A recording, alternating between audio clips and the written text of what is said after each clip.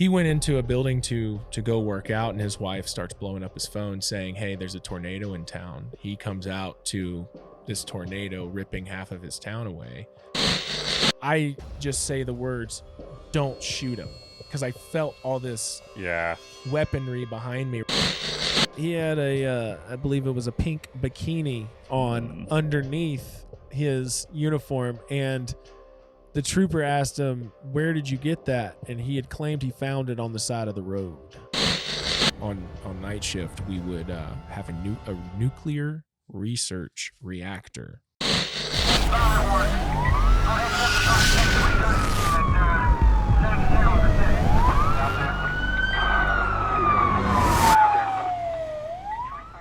Welcome to 1023 Podcast. From on scene to on air with those who were there. Before we get started, we want to give a shout out to an incredible company with an incredible mission that we're huge fans of, Primary Arms. Primary Arms is a massive online retailer of mission essential gear for firearms enthusiasts, professional shooters, hunters, law enforcement officers, and anybody interested in self-defense. They have a huge selection of products, including firearms, shooting gear, optics, and so much more. By using their passion and knowledge of firearms, Primary Arms offers their customers world-class customer service and affordable prices. Primary Arms also has a government division. If you are a law enforcement officer in charge of acquiring equipment for your agency, Primary Arms Government Division can assist you with all your needs. They are also a Glock Blue Label program dealer for those first responders and military interested in Glock firearms at a discounted price. For more information on Primary Arms Government Division and Primary Arms' awesome products, stay tuned for 1023 Podcast's YouTube exclusive video featuring Andy Blauser of Primary Arms Government Division, as he shows real cops the superior products Primary Arms has to offer for real-world use and high-stakes law enforcement operations.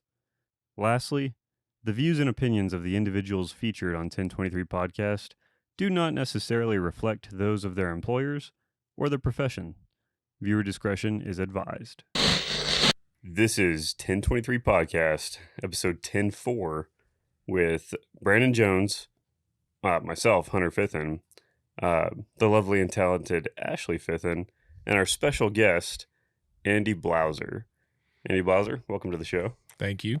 Thanks Glad for to be being here. on. Well, yeah, we appreciate you coming on. And so this episode is going to be all about Andy Blauser here. We're going to get into his story. You were a cop for, over 10 years. Just a little bit. Kind of just more recently got out and doing some other cool stuff now. But kind of before we get started and everything, real quick, we're going to explain episode title with the 10 codes. 10-4 is a cool 10 code. It actually... It has multiple meanings. 10-4 is generally accepted as it means something is acknowledged. So, if your dispatch gives you a call to go on, you're going to acknowledge it and say, 10-4. I understand that traffic message received. I'm on my way. That type of thing. 10-4 can also mean that everything's all clear. Scene is secure. Everything's good. So if let's say you go to a hot call. You're there for a while, someone's checking on you saying, hey, unit whatever, are you good? Everything's 10-4, that type of thing. So that's what that means. So we also have kind of an interesting topic to open up with. We're recording this episode now, but actually today is the 16th of June. But yesterday we were involved kind of spontaneously in some search and rescue operations in the town of Perryton, Texas. They got hit with a real bad tornado. So there were some casualties and everything. Terrible situation. But we're in not a directly neighboring county, but a nearby county. And so we were able to all get together and respond to that and kind of provide some assistance. And Blauser here just happened to be here for this podcast at the right time, and so you all of a sudden found yourself in a county unit at an agency you used to work for. That's right. Go into an emergency again. That's right. It's almost like So, playing out like some of those movies. It's yep. we need you for one last mission. I'm retired. You can't get me. Yeah, that's basically how it went down. So No, it was absolutely good. It was quite a quintessential Panhandle day. Where you yes, have yeah, dust storm came into town on the tail of that storm, and then as we were heading out, and you could see the supercell from many, many, many miles oh away. yeah. Definitely a lot of destruction over there in Perrington. Some of the stories that we heard were pretty heartbreaking. Yeah. One thing though, kind of the silver lining is just how the community always swells up around its own. I mean, Yeah. how many counties were involved? We saw Oh gosh, yeah. at least 100 different agencies between fire, EMS, Golly, yeah. Texas law enforcement. Mhm. We had people from Kansas, people from Oklahoma, Yeah. coming down to help. Pretty much anyone with a forklift or a front end loader was Yeah. rolling around town. Really, I mean, yeah. I think that's pretty unique. It is, yeah. Well, and for those, in the audience who maybe, so we kind of live in Tornado Alley, and for those who have never really been around tornadoes, never seen the aftermath of one, like it's bad. Like this town got turned into, like, it looks like a war zone. It looks like bombs went off there and everything. Like buildings are destroyed, collapsed. 150-year-old buildings. Yes, To yeah, give you some idea of the frequency of that town, so it's definitely a historic event for them. yeah, for sure. So it was wild, but yeah, it was amazing to see just hundreds and hundreds of not only first responders from the surrounding area showing up, but just everyday average Joes showing up, and someone's got a pickup truck and a chainsaw ready to show up and help cut people out of buildings who are trapped and things like that. It was really cool and a terrible tragedy, but really cool to be a part of the response to help these folks out. So Absolutely. Something interesting on that is just the look on people's faces with like the citizens that were there, just kind of walking aimlessly down the street, just Right. with a lost Yeah. look on their face. And I've seen that because I responded to in 2000, April 21st, 2007, went to another tornado in another town. It was the same. Everybody has the same look Right. on their face of just, it's a Shell-shocked. unique look to a situation like that. That's the Yeah. only time I've ever seen it is when a disaster like that is just, I think, was just shock, but it's a mass shock because you have hundreds or thousands of people just walking around Oh, in yeah. shock. It's crazy when it's that many people. I mean, we see it all the time on wrecks. You'll have somebody Mhm. who appears to be normal, but they've just been in a 6 or 7 rollover accident, gosh, and they're yeah. just there. It's the same thing, but on a mass scale. I feel that Yeah. PD guy that we linked up, the local PD guy that Yeah. we linked up with, I kind of feel like he was kind of going through some of that because he kind of had that same Yeah, Oh, his- zone yeah, going yeah. on. He was doing a great job and all that, he but was I think holding he it was down. I would say this just for the people watching. We roll into town.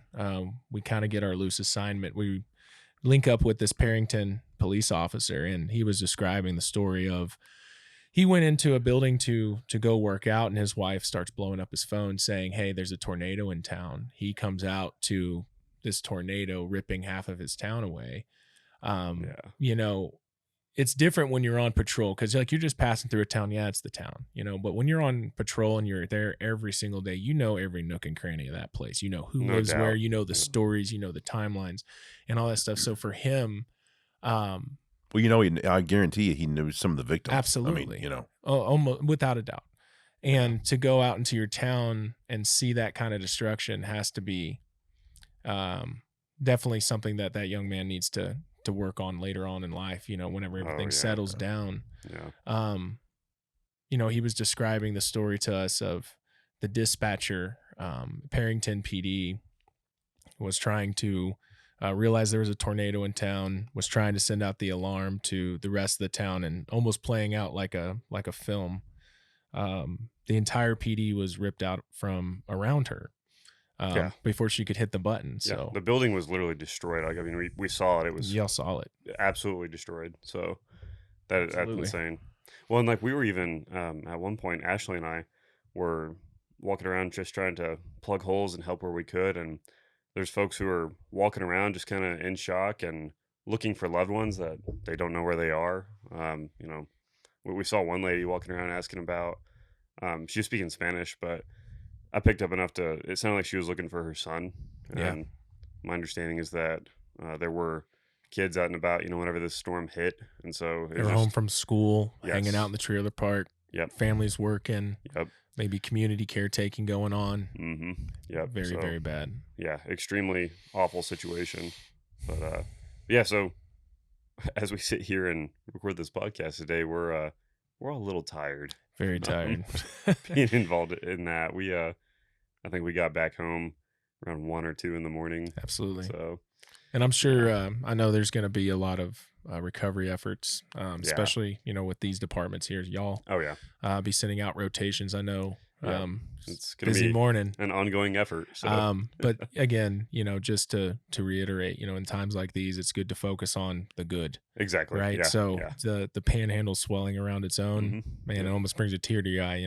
It's it's very, amazing. It's very good. It's something that I feel as society, especially in major urban centers, we kind of lose a little bit of that community. Yeah. And especially with how the public wants policing to be nowadays. If you don't have that community to begin with, that's just one more thing for the cops. We have to build the community. It's but in times like these, when the cards are down, it's cool to see. It is absolutely awesome. Yeah, it is awesome. It's cool to see, and it's cool to be a part of, and I guess. Well, hey, it was cool that that I had to call you and it's like, hey, we can't do the podcast tonight. We Yeah. got to do this, but hey, do you want to jump in with me and roll over there because we could probably use all the help that we could get. And absolutely. And he jumped right in and just put on his old law enforcement hat and went there and did what we needed to do. So some background on that. So Blauser here, our guest, he's with Primary Arms Government, which we're going to talk about. You can see he's got this cool shirt on, but no, so he's here. Like he doesn't live where we're at, where our podcast is based out of. So he actually traveled up here to be on the show, and lo and behold, when he gets here, the most panhandle thing ever happens. Absolutely. Well, we were shooting guns in the morning. Yeah, you really couldn't have written a better for a tornado later that afternoon. Yeah. You absolutely could not have written a better panhandle day. Exactly. So wake up, go out, shoot guns. Well, first we started at the sheriff's office. Talk to the people. Go out, shoot some guns down at the city dump. Which that's something for the people that are outside of this community. That might sound strange, but definitely shooting at the city dump, and then going to lunch at a golf course, which sounds amazing. Having a nice burger. And then, hey, we got the podcast tonight, might want to go kick our feet up for a little while. And then next thing you know, we're getting a call and we're going out to Parrington, man, and do all that. And then I was actually on the phone with my buddy and I was like, man, I just had the most panhandle day. And he's like, what, did you have a meth head with a gun or something? And I said, as a matter of fact. Did he really say that? He literally ungoated, completely uncoached, said, "What'd you have, a meth head with a gun?" I said, well, as a matter of fact, when we were rolling back into town, 1:30, 2 o'clock in the morning, that's when the call came out that there was a prowler around out there in Doom. Yeah, it popped up on the CAD and on the radio, and I'm like, hey, we're in the area. Let's go look for it. He's running door to door. He was I guess a Ring doorbell camera or something showed him that it looked like he had a gun, and he was talking about, I don't know what he was. Somebody was after him, he thought. So typical meth head type of paranoid delusions. Yeah. Right. Golly. See, I missed that part. I think by the time we rolled back into town, I think my radio was probably still on that inner operations channel. Yes. So I don't think I heard that traffic. But yeah, we go into this tornado response search and rescue effort. You guys come back and have to deal with potentially meth head with gun. So, yeah, welcome to the Panhandle. But and I'll tell you, that's just such a typical law enforcement experience. And a lot of people don't realize, especially for you guys that work nights like me. I spent, I don't know, 9.5 years of my 10, at night, most of it. I mean, it's vampire. Maybe not that much. I'm probably exaggerating. At least 3/4 of it. It's my whole 20s at night. Yeah. You get into situations when you are not wanting them to happen. Yeah. It's never when you show up, you're ready to go, bright-eyed, bushy-tailed, you got your caffeine in you. It's always that lull and that, when you're not expecting it, like the sun's about to come up and, so. Well, so, okay, to get into your background. Sure. So this episode is about you. We want to hear your story. We want to go into, you are special. So tell us about, where were you born? Where'd you grow up? So I was actually, all my extended family is from West Virginia.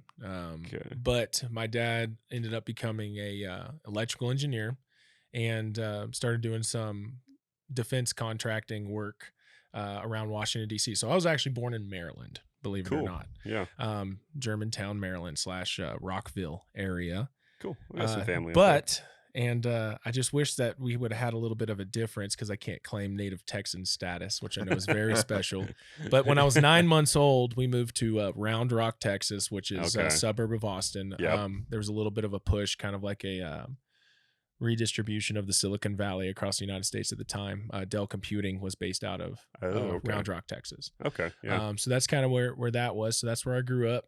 Went to high school out there, doing all that kind of stuff. So that kind of leads me into how I became a cop. So I go to a high school called Round Rock Christian Academy, and I'm playing basketball. And just so happened, I don't know, 16 years old, and my parents are out of town, and I had a basketball game that night, but I had a license. I could drive myself, kind of becoming my own man. Parents are leaving, man. It was independent. Big boy. So I'm out there playing basketball. First tip off, I was, I'm 6'4", so even though I'm the most uncoordinated dude you ever meet, I look like I can play basketball pretty well. Right, my mother's actually very talented as a basketball player, but end up getting the tip off. It gets passed back to me, and I actually hit a 3-point shot, which never happens. Like I can't tell you how many times I just hit bricks going out there, but I get a little cocky, right? So I shoot the shot. I'm fading back like this, right? And next thing I know, this kid who was running up behind me had his mouth open, and he nailed me on the back of the head with his mouth open. So immediately I had like blood coming out the back. I saw like a white light, and I was like, teeth marks. And family friend was actually there, and he happened to be a Austin fire department guy. And so I was like, hey man, put the super glue in me, patch me up like Rocky. I'm having the best game of my life. You can't take me out. I was like, no, you're bleeding pretty profusely. We got to go to the ER. No. So I'm like, all right. So by this point, my mom already knows. She's on the way back from wherever she was, hour or two away. Yeah. Meets me in the emergency room. I'm getting my head worked on, and just so happened that was the next week coming up was career day. And I had a really great experience in that ER. This, doctor comes in, he patches me up, made me not feel any pain, all that stuff, was like talking to me about. So it was cool. And I was like, you know what? I think I could do that. I think I could just, go do a job where I get to help people every day and go in and patch them up. But so she's like, oh, my son is telling me that for career day, he wants to be a doctor. Oh, I'm going to do everything I can. How exciting, to make that happen. But, in our day of, even back then, this is probably 2006 timeframe. Yeah. Even insurance. So there's no way that they're going to let some 16-year-old shadow a doctor for the day. So the next best thing was EMS, right? Sure. Well, same thing. EMS doesn't want you out there, taking up room on the ambulance. So what's the next best thing?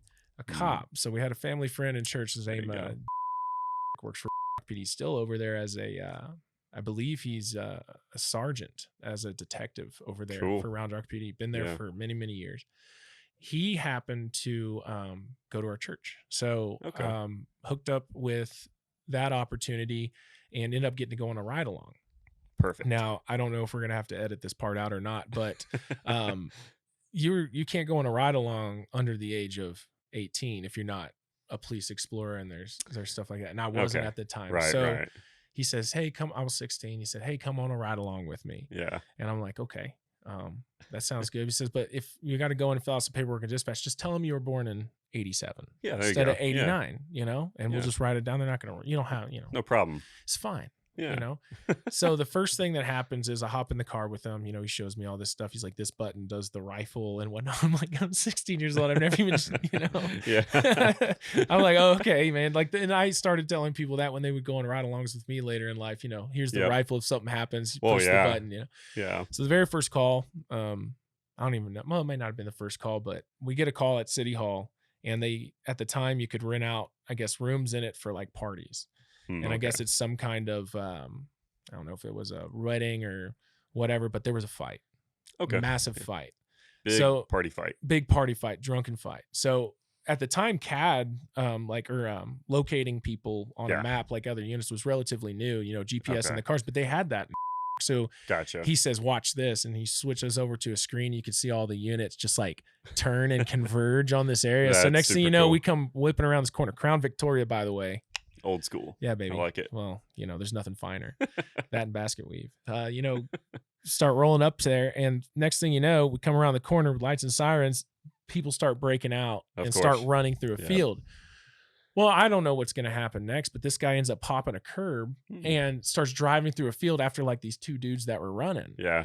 Right. So he ends up like coming up to where this dude was at, opens up his door and does that thing with the Crown Vic, like where you throw it in park while it's still driving. It would go, but it would stop eventually. Eventually. Yeah. Right. So it was almost like, it's not supposed to do that, but it's like a feature, cops love that, if I really have to bail out, we can. Yes. So he does that. And then almost like a ninja move is already on top of this dude and like has him detained, throws him in the back, starts driving back to go get another one. So, long story long, the dust starts settling and we end up kind of like, he's showing me some more stuff in the police car later. The guy's already in jail. And I say, man, I was like, that's incredible. That was so cool. That was so much. And I said, you do this every night? And he goes, yeah. Yeah. I said, man, how much money do you make a year? He goes, check it out. $31,000 a year. Oh, boy. And dude, I'm 16 years old and I'm like, whoa, you know how much stuff I could do with $31,000, man? Like I just rely on my grandma to send me, a $20 bill for my birthday to do what I need to do. Yep. 31,000 to a 16-year-old kid and you get to do cool stuff. That's right. Like, what could be better? Why would you not want to be a cop? So that's kind of how it started. I ended up joining the police force program, got bit hard by the bug. Then it came time, graduated high school, got to go to college. So I ended up going for a criminal justice degree. Cool. Ended up being on the track team up there, throwing javelin. Cool. Went all the way through that, graduated early or was going to graduate early, ended up getting another degree for communications because I didn't want to only do college in 2.5 years, Yeah. Ended up getting a job with University Police Department and they ended up putting me into the academy. They actually paid me through the academy, which was that's a good gig. Relatively rare at the time. Well, I guess that's worth talking about. At the time, this 2011, everybody wanted to be a cop. Oil and gas was, I believe, on the way down a little bit. So there was a lot of guys thrown into the workforce. Yeah. I remember going to Irving. Well, let me back up. Comes time to graduate, just probably look for a job. And I'm figuring like, I got a degree, got no criminal record. I'm just pretty much going to apply to whatever police department I want to. Yep. And those be like, oh, we're glad to have you. Welcome Come on down. Not the case at the time. Right. It's kind of foreign to think about where we are now. But at the time, you couldn't it was competitive. Yeah. It was super competitive. I showed up to Irving PD because they had 6 spots available. And I was like, man, that gives me a really, really good chance to get in.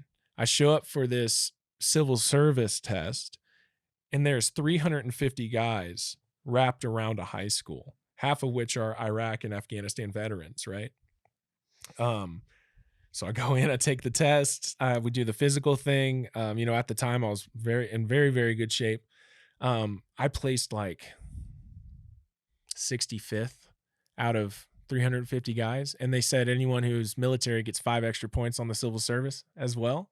That's nice. So I'm like, oh, well, cool. Well, these guys are super squared away. Nothing, obviously, yes, veterans, they serve our country. They deserve the first. I have no problem with that. I just was like, what am I supposed to do? Exactly. Like, why am I even here? Exactly. But yeah, that was the, at the time you just really couldn't get a job. And I ended up, my girlfriend at the time was going to for civil engineering. So what a great gig, go be a campus cop while she's finishing up school and we'll just figure it out after that, so ended up going and doing that, went through the academy and just next thing you know, I'm released on the streets and I'm a full-fledged card carrying police officer at university. Very nice. So I've never been a university cop. What's that like though? Like, is it? Yeah, I know you've worked at some different agencies, which we'll get into. absolutely. But how does being a university cop differ from being like a city cop or a county deputy? Just in obviously the environment's different because you have a population that's rotating. Pretty much, you lose a quarter of your population every semester, right? Every school year, because they're leaving. So it's very, very hard to identify patterns, identify people that are doing things. But it's a lot of alcohol-based crime, right? So we were right across the street from Northgate, and I was actually assigned to be a bike cop. That's bicycle, not motorcycle. Not the motors, the one you use your legs for. And on the surface, you think 21 Jump Street, kind of lame. But the bar district was wild, man. It's just college kids, having a good time, doing the thing. Oh yeah, I'm sure. And it was kind of wild for me because at the time I was just recently removed from, I would have been one of the patrons, over there hanging out. And then all of a sudden, like, I'm transported into this world where I'm 22 now. And all of a sudden, like, oh, you're the college kids. I'm the adult cop now all of a sudden. But the bike unit, man, it was more kind of like mounted patrol. So usually at the end of the night when it would shut down, we would just line up like, I don't know, 8-10 deep side by side and just go clear out the area. And yeah, the bikes did have little sirens and little red and blue lights on them that you could activate. It was probably like, I don't know, a little bit louder than your cell phone maybe. Okay. So yeah. I was gonna ask that. I was like, when you're on bicycle patrol, like do you get into pursuits? Absolutely, man. And there's a lot of tactical advantage to it because you're not in a huge Tahoe. You're relatively silent. And how often has, like, everyone who's listening, like, just think in your mind, how often has a bicycle cop just rolled up on you?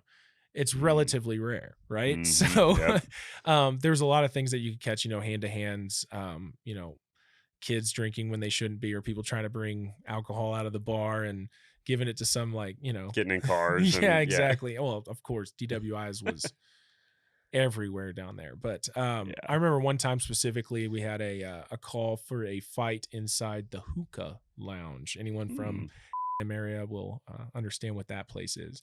Kid was causing problems. They kicked him out. We come around the corner. Next thing you know, he's tearing out. Right. And he almost like jumps out of the room and he goes like this. He goes like looking either way. And then he just takes off running. So I'm like, okay, well, that's probably our dude right there, Most likely. So I start going after him, on the bike, standing up on the pedals for extra power. Right. Yes. And he sees us coming and he starts running faster. Now he's gone to this area where there's less people, so we can really get after him. And we're like saying, stop, police, Yeah. And he just committed too long to looking at us instead of focusing on where he was going to run. So there's a Catholic church a couple blocks down with a huge wrought iron fence. And he's just looking over his shoulder like this, running. And next thing you know, boom, lights out on the ground. Just ran smooth into that with the back of his head. That is nice. Yeah. We'd also do this thing where if there was a problem or a fight breaking out, you would ride your bike really fast towards them. And then you would almost do like a power slide, which we had a term, an industry term called shock and awe. Shock and awe. So, there's nothing that, really breaks up a fight like a guy like me in shorts above my knees, just doing a little power slide of justice to there you go. To break something up. Got like the Reno 911. Absolutely. Shorts. Yeah. New boot goofing, baby. New boot goofing. Absolutely. And there's another time I'll never forget it. We were heading back because we would ride the bikes from the PD to our assigned areas, usually like 3 or 4 miles. Yeah. Once you snake through campus and everything. But there was this one guy, it was like this tunnel that goes next to the field.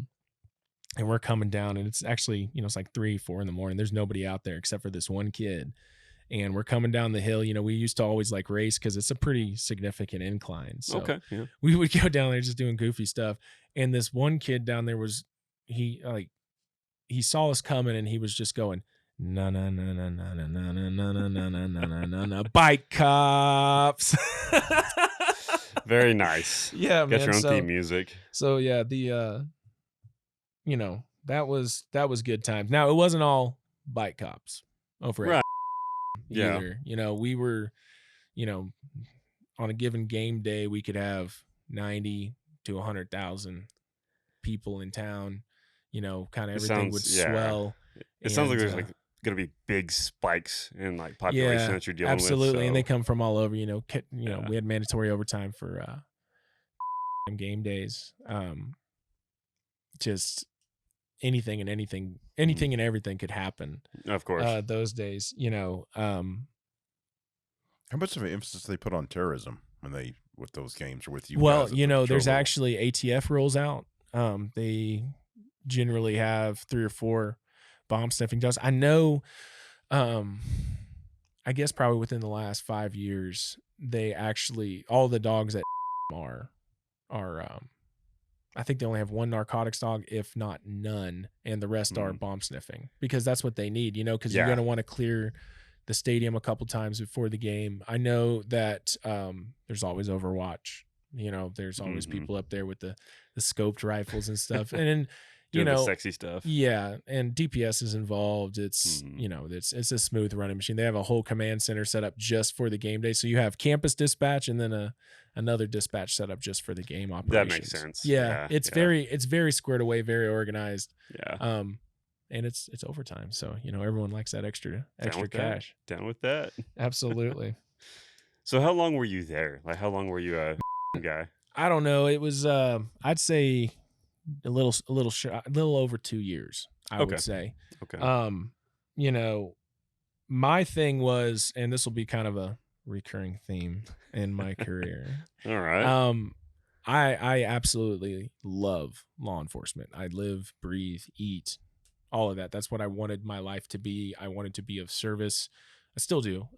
Wanted to be of service and help people, man. Like, everyone says it as like some cliche, but that actually is something that drives me. It's something that I feel in my core, that when I can actually help somebody. We've talked about that on this podcast before, where like there's a lot of things that sound really cliche or they're really corny, but most stuff like that is that way because there's a lot of truth to it. But yeah, like you ask pretty much everyone who applies to be a cop somewhere, when they're like, hey, like why do you want to be a cop? Why do you want to do this job? And I'd be like, well, like I want to help people. I want to, I want to protect and serve. Whatever. So corny, so cliche. Everyone says that, but a lot of the times it's true. I mean, yeah, and I don't even think you know what helping people looks like when you first start out. Like, absolutely. I think you have an idea in your head of what helping people is going to look like, and then you get in law enforcement and you help people, but it's a totally different version than what you perceived it to be. And it's for anyone listening at home who's not law enforcement, it is. I guarantee you, unless you have a loved one who's just spent hours and hours and hours telling you stories and what it's like, you don't know. It's hard to explain. It's not like the movies where we're solving crimes in 30 minutes, or we know where the bad guy is, or we're like all going to be all, busting into the door with, by the end of the episode and solving the crime. These things take months. These things take years. And the end of the day, a lot of times we resemble more like a social worker than we do like, Rambo cop. What did they say? The police work is 98% boredom and 2% terror. Right. So that's very true. Like, just like we got surprised with, Prowler last night, it happens at any time.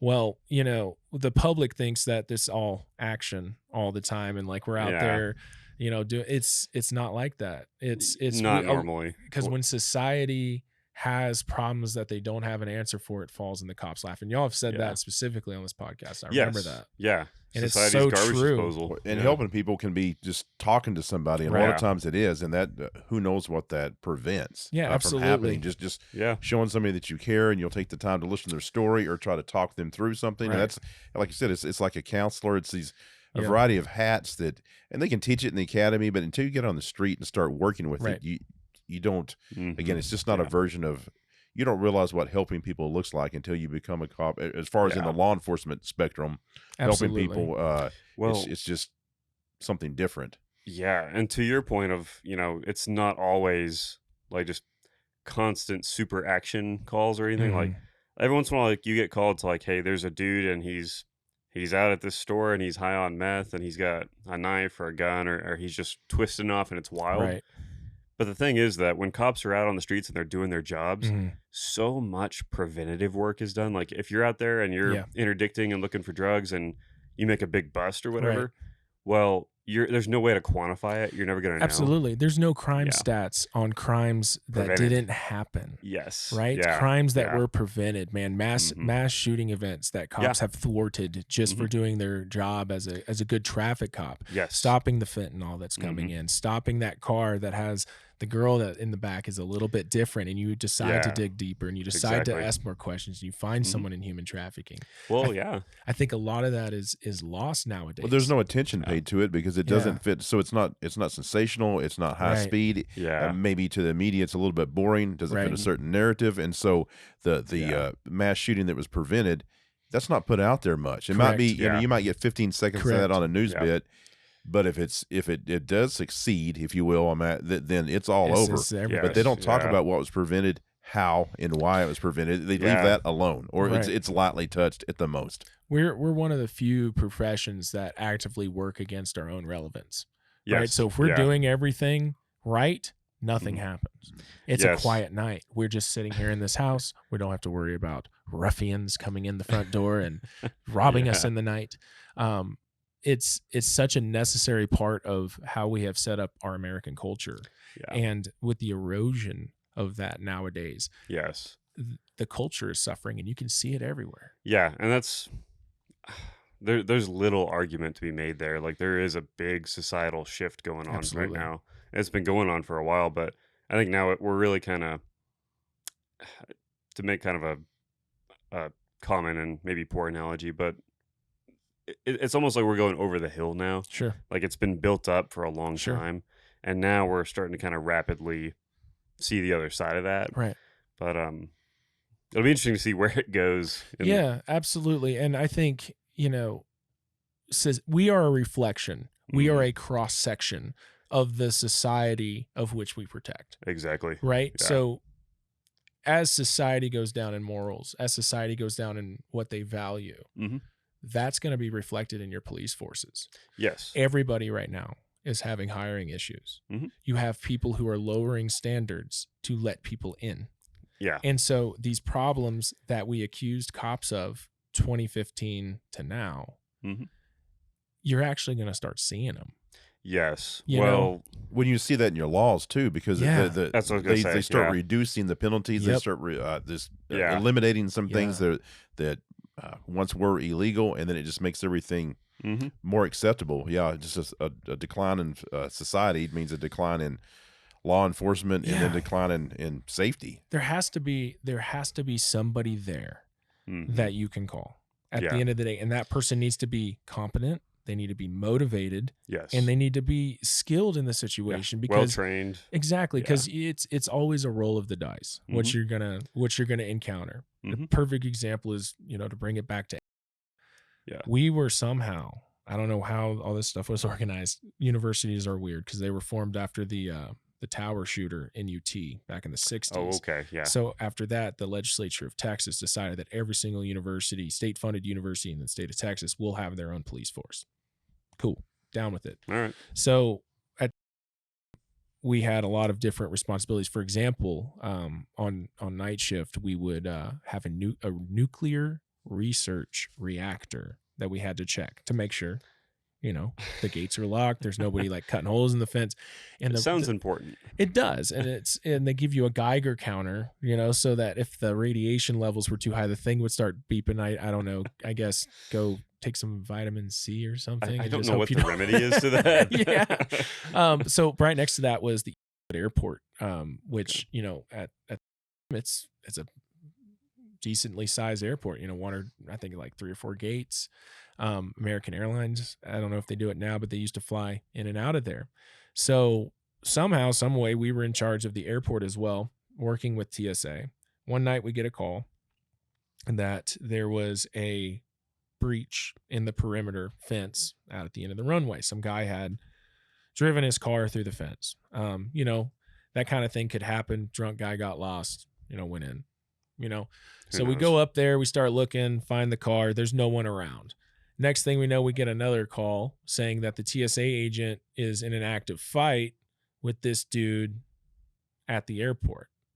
Okay. So by this point, we had left where the hole was, and the car had to drive around like maybe a mile and a half to get to where the terminal gate was to try to gain access to the airport. Well, it's an airport. They're not exactly meant to have easy access to, especially when they're shut down at night. Not a super permissive. And I don't know how this happened either, but there was only one TSA agent watching the whole thing at night. So this guy is loose out there. The TSA agent actually takes a shuttle bus out to the tarmac to confront this guy. Goes out there. They start doing fisticuffs. He actually ends up relieving the TSA agent of the shuttle bus, and he takes it over and drives it to an airplane that was waiting on for its flight to Dallas the next morning, an American Airlines airplane. Okay. So this guy drives it, steals from the TSA agent, leaves him in the middle of the tarmac, drives all the way back over to where the terminal is, right? So it goes across the taxiway, all this stuff. And it's not an active airport at the time. It's shut down for the night. Okay. Right? Yeah, there's not like, and there's nobody else there. It's like 3 a.m. Like it's not, there's nothing there.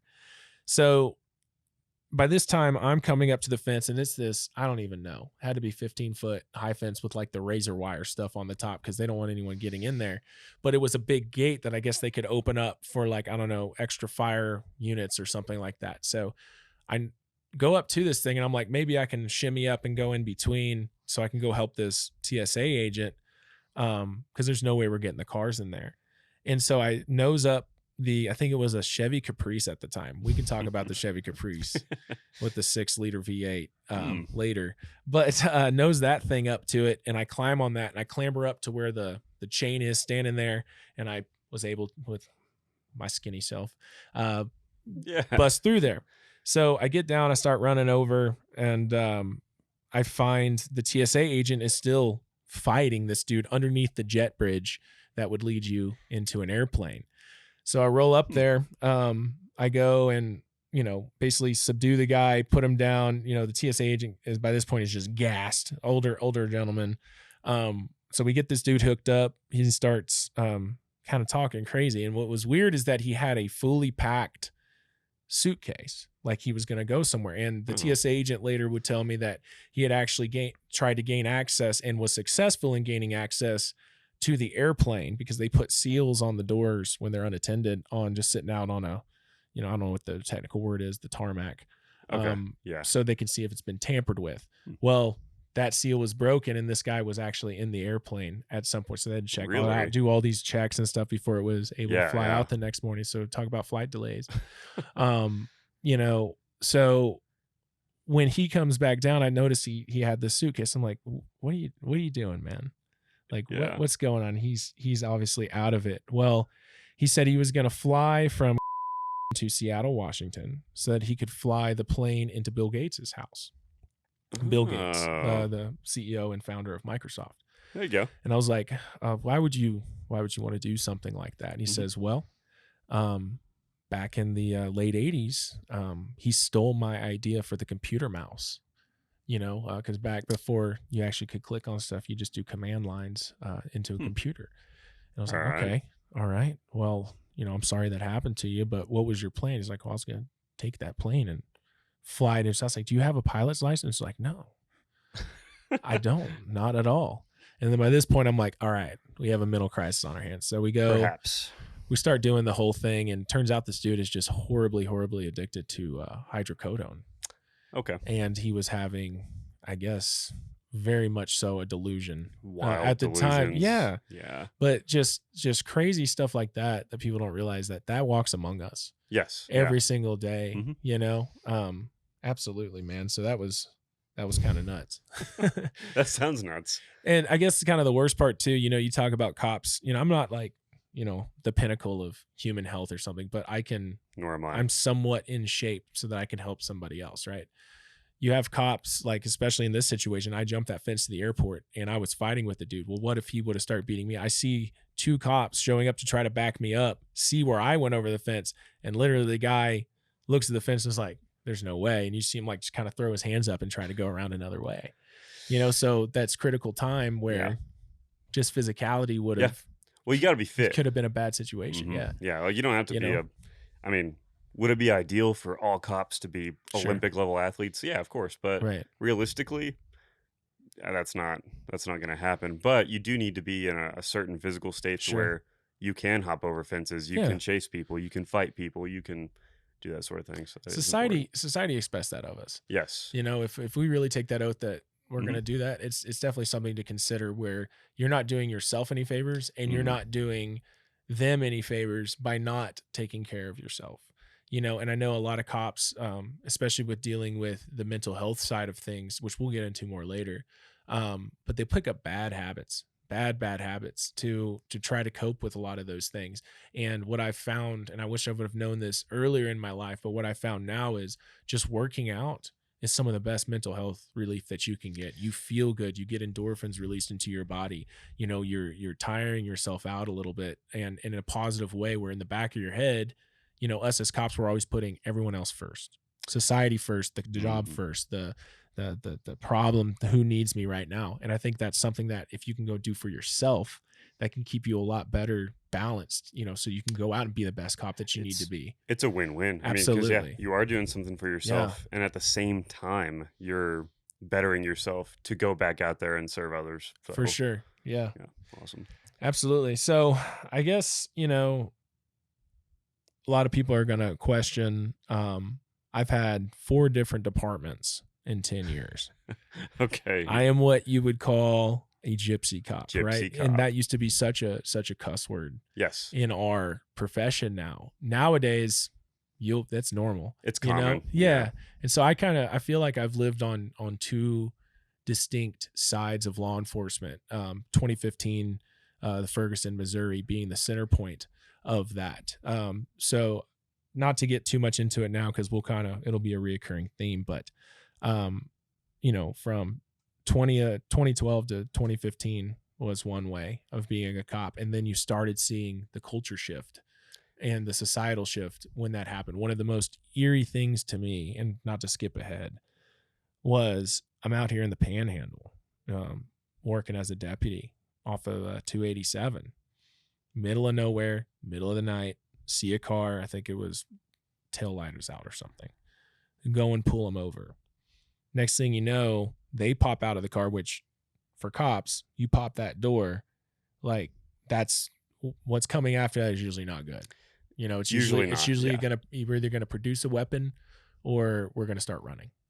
Right? The stay in the car is a very important thing. And if you're not a cop and you happen to be listening to this, don't get out of the car until you're asked, please.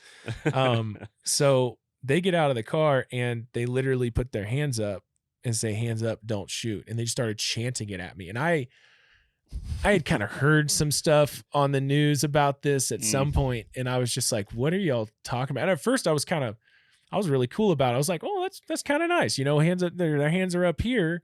You know, that's great for me. You're not reaching for stuff, that we're accomplishing what I would like to accomplish, which is a safe traffic interaction, you know? So cool. But it was just so eerie to me that in the middle of nowhere in the Panhandle, that had nothing to do with this injustice that was in Ferguson, Missouri, or as people perceived it.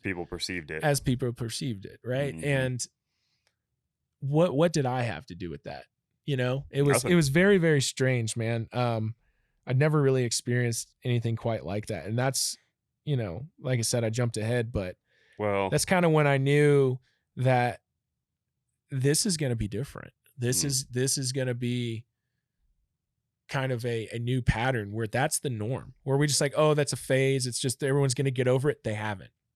Well, hey, I want to like it. And to me, it hurts me. And that may sound silly or whatever, but like, I'm not a racist. I don't treat people bad. I mean, sometimes we have to do what we have to do. Absolutely. But I don't do any of that. And they put that on me. And I know you two guys. I've worked with you two guys. I know you're not like that either.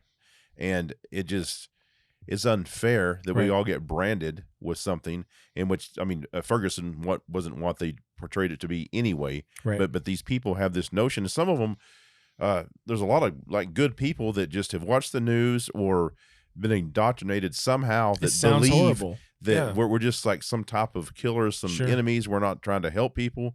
and they believe that, and it's really sad that you pull somebody over and they're legitimately afraid. Yes. And they're not bad people, they're not criminals. Yes. They're just, they believe that their life is in danger the entire time, the duration of the encounter we're having with them, whether it be a traffic stop or whatever type of call. Yeah. And that's sad because that's not who and what we are, at least the vast majority of us.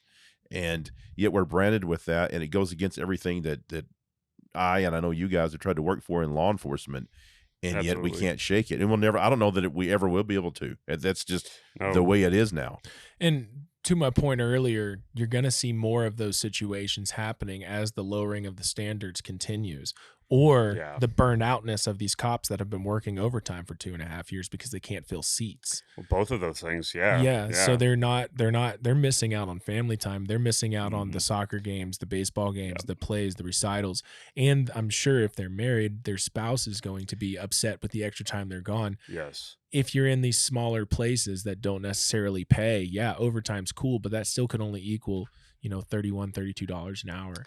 Well, and as society declines and more, for lack of a better term, high-speed shit happens, the more likely law enforcement is to get in encounters where they have to use more force. And so, I mean, the wilder it is, the more, it's like an officer that's going out there making more traffic stops, taking more calls, getting into more stuff. He's much more likely to have use of force because he's just doing more things. Just by the numbers, that's the way it's going to be.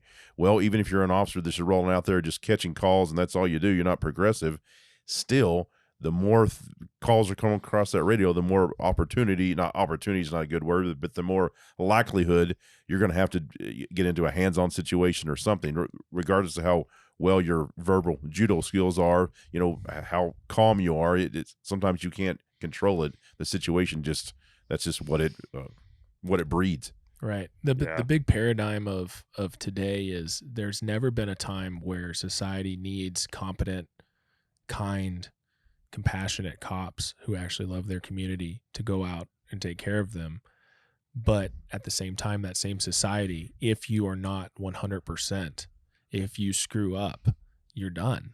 Yeah. We're going to bury you. We're going to take your money. We're going to take your pension. We're going to put you in prison. And we talked about this on previous podcasts, but there's other professions, and not knocking them, just basically stating facts. But like the medical profession, you don't see, I mean, there's mistakes that happen there. Okay. Tragic. Right. But you don't, there's not, buildings don't burn over it. Nobody knows about it. There's not cameras in the surgical area. There's not cameras in the ER. They're not seeing how this, these mistakes unfolded. But us, we're, maybe the same type of mistakes in a way, and it's just put all over the news, and it's like it's on purpose, and there's all these things, and people just feed off of it like it's a drug. And the media does, because it sells advertisement or absolutely, and they get to create the tone. Right. So we have CSI Miami, we have Law and Order, we have, whatever cop show you want to, Rookie, Reno 911, all the documentaries, real life. You have them playing both sides of the card. So they're setting up the entertainment, which is the fun, like the public, like what they get to see us do. And then whenever that expectation is not met, because that's what people are expecting, now you're just the guy who couldn't get a job anywhere else. You're the high school bully who never got his time in the sun. And you want to, and there are cops that exist like that, just like there's people in your job that exist like that, because we're a cross section of society. Well, and kind of on that note, I want to get into that a little bit. Sure. But real quick, y'all good with taking a break?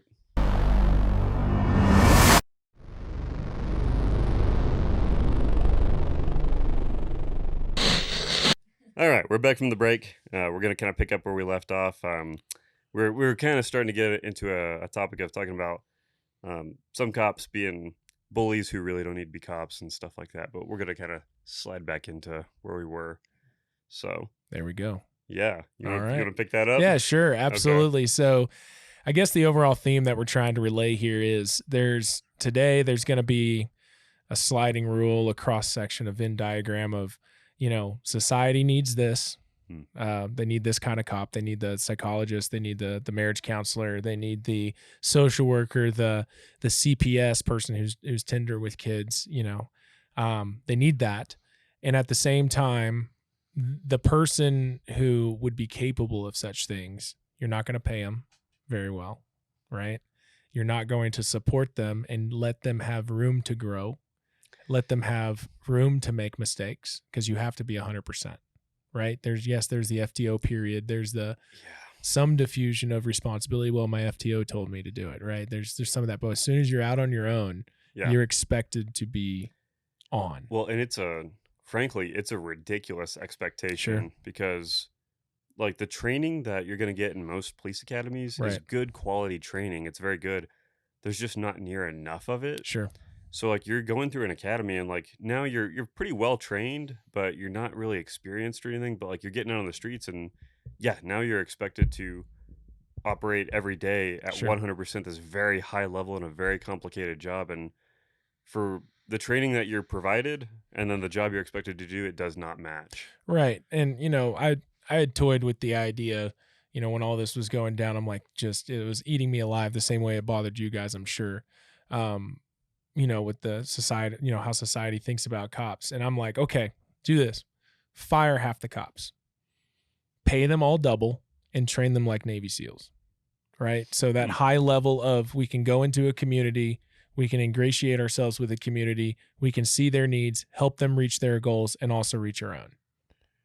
Okay. I don't think it's that simple, because like Navy SEALs, excellently trained, but they've never gone into a house with a couple of meth heads, in a domestic, and then try to figure out what they could do for the child that was there, which we still don't have all the answers for that. But it's even different than highly trained military people with very good educations. It's you're talking about the police academies.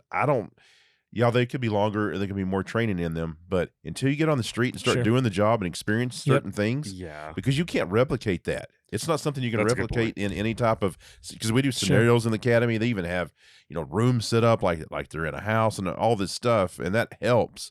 But the reality of dealing with those type of clusters in real life are what start building you and cementing you in your experience in law enforcement, and that just helps you.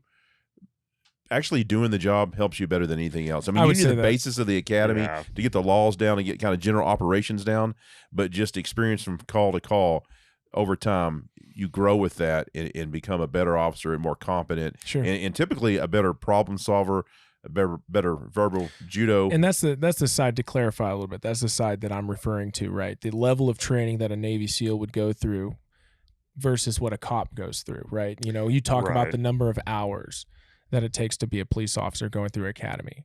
I know when I went through, it was something like 700 something. I think it's my TCOL reported hours was 700 hours, something like that. I don't know the exact figure. Maybe it's something we could look up on the fly, but I could probably find it. What the average time for a Texas licensed beautician is, how long it takes them to get their license, how much training they have to go through just to cut hair. It's many more hours than taking someone off the street and making them a cop. And so I feel like academies today are set up for what the job of law enforcement ideally should be. I think a lot of times we are thrown into situations that should not be police situations. Mental health is a big one. Or garbage disposal is what we are. I mean, it was just we don't know what to do with this. Right. Call the cops. Right. Yep. Well, I know a specific story. I guess we're, before we go into that, I guess to keep the timeline rolling, because we can talk on this a lot. But to wrap up my time at, and kind of an overarching theme in my career is I would always try to put myself in the best situation to catch the most crime. And the way that I can say that is like, okay, there are aspects of being a cop that absolutely suck, right? And so if I'm going to, in my mind, if I'm going to be sacrificing myself, time with my family, time with, my body being torn up, my never sleeping, right? Having sleep disturbances from PTSD, all those if I'm going to do that, then I'm not going to waste the opportunity that I have had to be here and be a cop. And as a side note, and maybe it's the main theme, people don't realize the mountain of work that it takes for a cop just to arrive on your scene to take care of your problem. You don't see the studying. You don't see the academy. You don't see the experience. You don't see the times that he did fail, he or she failed. And succeeded past that and learned and developed. You don't see all of that whenever someone just arrives on your scene and you just expect them to be some Keystone Cop out here. You know, you never, you know, it's one of those things, man. Well, you talk about not seeing things, and I don't remember that. You guys, both of you probably watched this video, and it was several years ago. There was a Fort Worth, I don't know if it's Fort Worth, some kind of Metroplex officer that he was chasing a kid and like did some kind of barrel roll, and it was real. I don't. Did you either one? You know what I'm talking about? You mean like he was chasing a kid? I think he was running from a pool and he like rolled over. Yeah, like rolled over. But the officer, it turns out, had been to like a couple of suicides that same day, that same shift. So he had all these things happen, right? So he's at a heightened sense, and he rolls up to a more minor type call. I see what you're talking about. But his kids running from him. It was a neighborhood pool, I believe, in a Fort Worth suburb. Yeah, so this sounds correct. And we can get into my contract deputy days later, but it's a master plan community that has a access controlled HOA pool. And somehow, some way, 300, 400 kids start showing up at this pool and doing what kids do, you know, throwing the chairs in the water, making mess, you know, ripping up the building, whatever. So the cops were called. Well, they start going out there, right? And kids start jumping over things, running from stuff, and the cops react accordingly. And that cop who had been in a horrible day, that was the lightning rod that he decided to go against. We see that a lot, right? Because you know, we see it, but the public and the media, the general citizen in the media doesn't see it, nor do they understand it. You come to their call and they think you're completely fresh, or you hadn't seen somebody's brains fanned out all over a wall behind them, right? Right. And well, you talk about, you know, going back to the theme of we have to be 100% all the time, because if not, you end up on national news. And to some extent, I'm not downplaying, rightfully so. Rightfully so. We should have competent cops in this country. Our democracy depends on it. I mean, it's a critical thing. But like you talk about, you know, my experience in county, that's where happened, right? You know, and that was Trooper who pulled her over, and that, you know, talking to people who knew him, I don't know him personally, but talking to people who knew him, he was always cool, calm, collected trooper, never really got riled up, was your typical, not even the kind of trooper that we think of, we're like, oh, registration's expired, you know, like we're gonna tow you off for the 1 month you're over. Not like that. No, I love you troopers, you know, Texas Tan, we'll get into that later. But you know, he just had a bad day, man, and that, you know, with the cigarette, man, like that was the issue that he keyed up on. Yeah, that was the straw that broke the camel's back. How they got him was on perjury. Oh. Because in his probable cause statement, you know, you take him to jail. For those who aren't cops, you arrest somebody, you take him to jail, you write a probable cause statement. That is forwarded to a judge who magistrates them, and that is the fail-safe for false arrest. So the judge looks at it, there's probable cause here that a crime has been committed or is likely been committed, and then you can retain yourself in jail with a bond and all that kind of stuff. Yeah. So in this process said that about the cigarette, that he could have been burned by it. It was a threat. You know, that's why he keyed up on that. Yeah, maybe that could happen, right? Yeah. But that was the detail with a politically charged situation, that he's not a cop anymore. And you talk about he's a state trooper. How many hundreds of thousands of dollars did the state pour into that man? For him to be out here and protecting. And also he's in a relatively good duty station. It's not like, you know, just out in, you know, no offense, Comanche, Texas or something, you know, like it's just, it's right next to Houston. You know, it's not a bad place to be, but a lot of people don't realize, like, if you have a bad day at work, let's say your job is customer service and you just give a lady the business on the phone. You're not going to go to prison for that. No. You're not going to lose your career for that. Exactly. And we're not excusing bad behavior, but what we're talking about, like, put the Fort Worth, or I don't know if it's Fort Worth, but put the Metroplex guy, bring that story back up. You got to put it in context what he saw before, and I also agree, because we all have had to do one call and then go into something else like immediately. Yeah. But let's equate it like this: how fair would it be to have like some maybe Olympic runner run a mile race, right? And then 3 minutes later, okay, hey, we're going to do the Olympics again, and you got to run a mile race right now. Right. But all these other people you're going to run against are fresh. See, you don't have the ability to. It's not like a boxing match where you get a break. Right. It's not, or what would you like some kind of sporting event where you send in alternates. Right. Like when you get the call and have to go deal with something, it doesn't matter what you dealt with before. And I think I talked about it on the first podcast we did about that horrific wreck I was on where the children had burned. We got done with all that. I won't leave the scenario because I think I've told it before, but I was out there for hours. People had literally burned alive in a vehicle. My next call was somebody was pissed off because there was a dog in their yard. Right. That wasn't theirs. It just had roamed over there under their property. That is. And the lady thought, and to them it was the worst thing in the world. Worst things happen. I'm like, lady, I just saw literally burned children, and the screams of the parents still live in my head today. Right. And you're mad at, and that's very hard to change gears from. Yeah. And I don't think it's healthy. We have to do it. We have to be able to handle that. But people don't understand that. People don't understand those swings. And I think that cop in the Metroplex had a lot of that going on that day with him because my understanding was multiple suicides he went to that day, and then he had this call with the kids in the pool. I've heard people before talk about this, and they say, well, they'll acknowledge this and say, okay, so cops, they're getting this wild social whiplash where, they're going from like this awful car wreck, and then they're dealing with the lady who's mad because her dog is in her yard.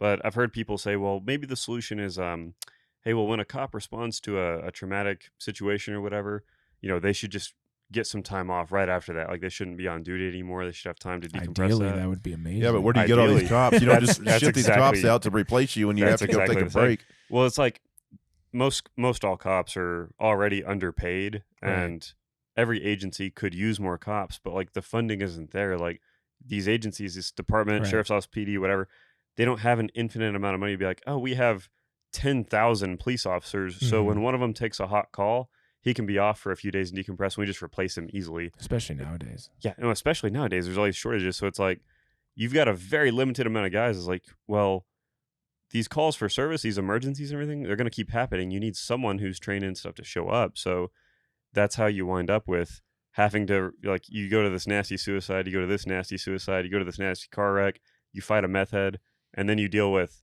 lady with a dog in her yard, and you have to just do all that. You're the only one there. Hey, do you guys think that we get kind of addicted to that? Because I want to use like yesterday's as an example. So we did the tornado thing. Yeah. We did this search and rescue, and then we sat in the parking lot for however long, waiting on some orders. Then eventually they're like, "Hey, we're going to release your group, and you're going to go back and you can send another group tomorrow." You want to talk about that? Because that's the part that I think a lot of people don't touch on. Well, as we were talking, I was thinking about it. So.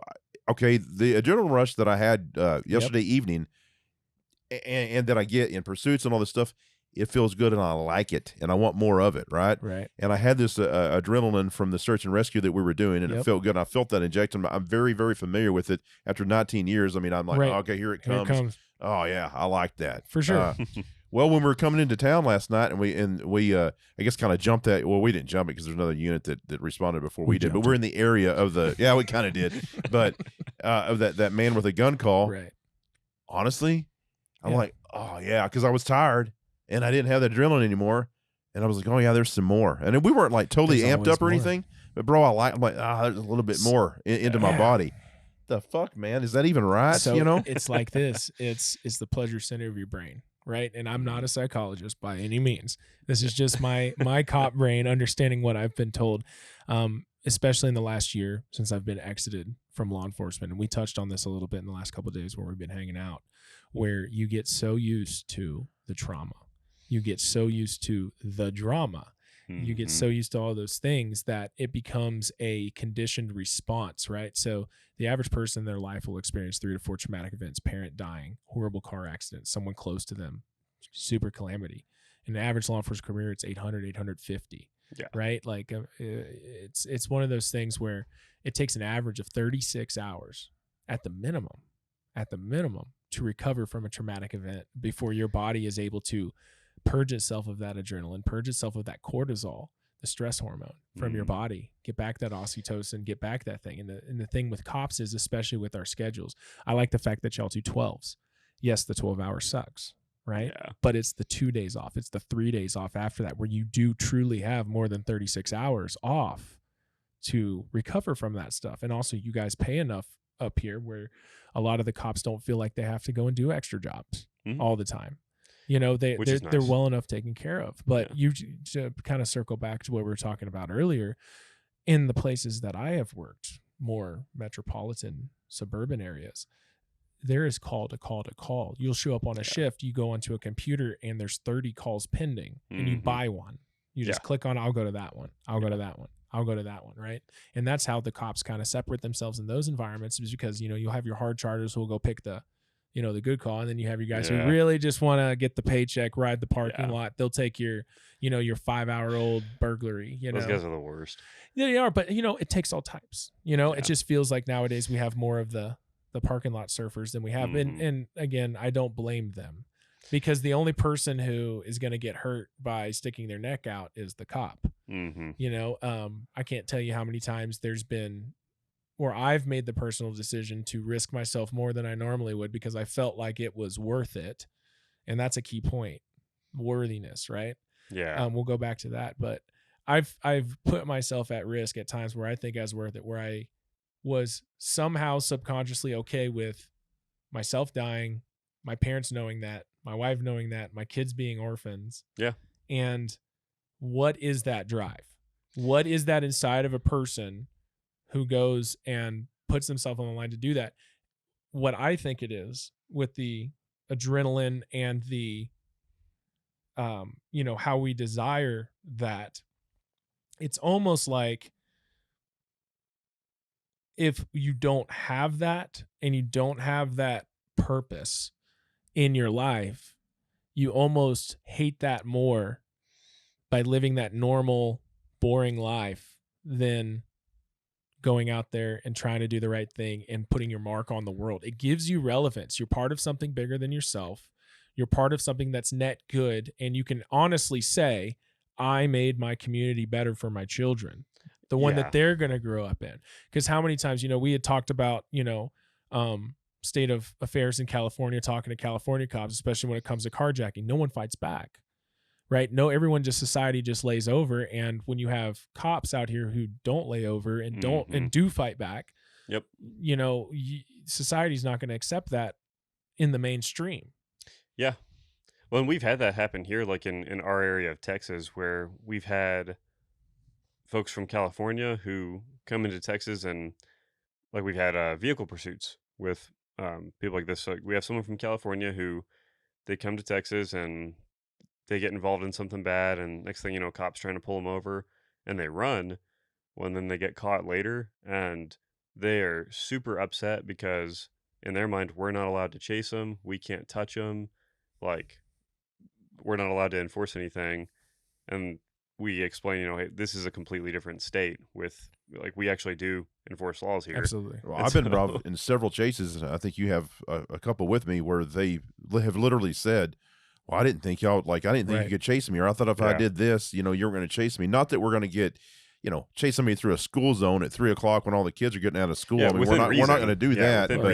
But they just have this idea that, hey, if I do this, you won't chase me. And that's come from policies in other agencies or other states where they've gotten away with that. It's liability driven too, you know. Yeah, that's what it is. A lot of times you have, you know, like counties have their own set of insurance, and that's a little bit different. But when you're talking about municipalities or campuses or schools, there is a lot more administration above a chief and his decisions within a department. To bring it back to and keep our timeline going. Yes. When I started, you know, I started having problems up there because I was a young rookie, right? And at the time they were trying to get accredited, I believe CLIA or something stands in my mind. Okay. But one of the requirements was you had to show proof of, you know, basically policies being followed, and those sergeants also enforcing those policies. So me as a rookie, like, for example, I was in FTO. I had my flashlight on a car, you know, my FTO is observing me, and I drop the flashlight and it rolls underneath the car. And it's just a little college girl that I'm talking to, stopping or whatever. And so I say, hey, ma'am, and I make a joke. I'm like, don't run me over. I'm going to grab my flashlight real quick. So I reach my hand underneath the car to go grab it. And, you know, for a young cop, that's something you'd want to mention to him. It's like, hey, man, Did you grow up with them? Did you go to high school with them? No, you don't know them.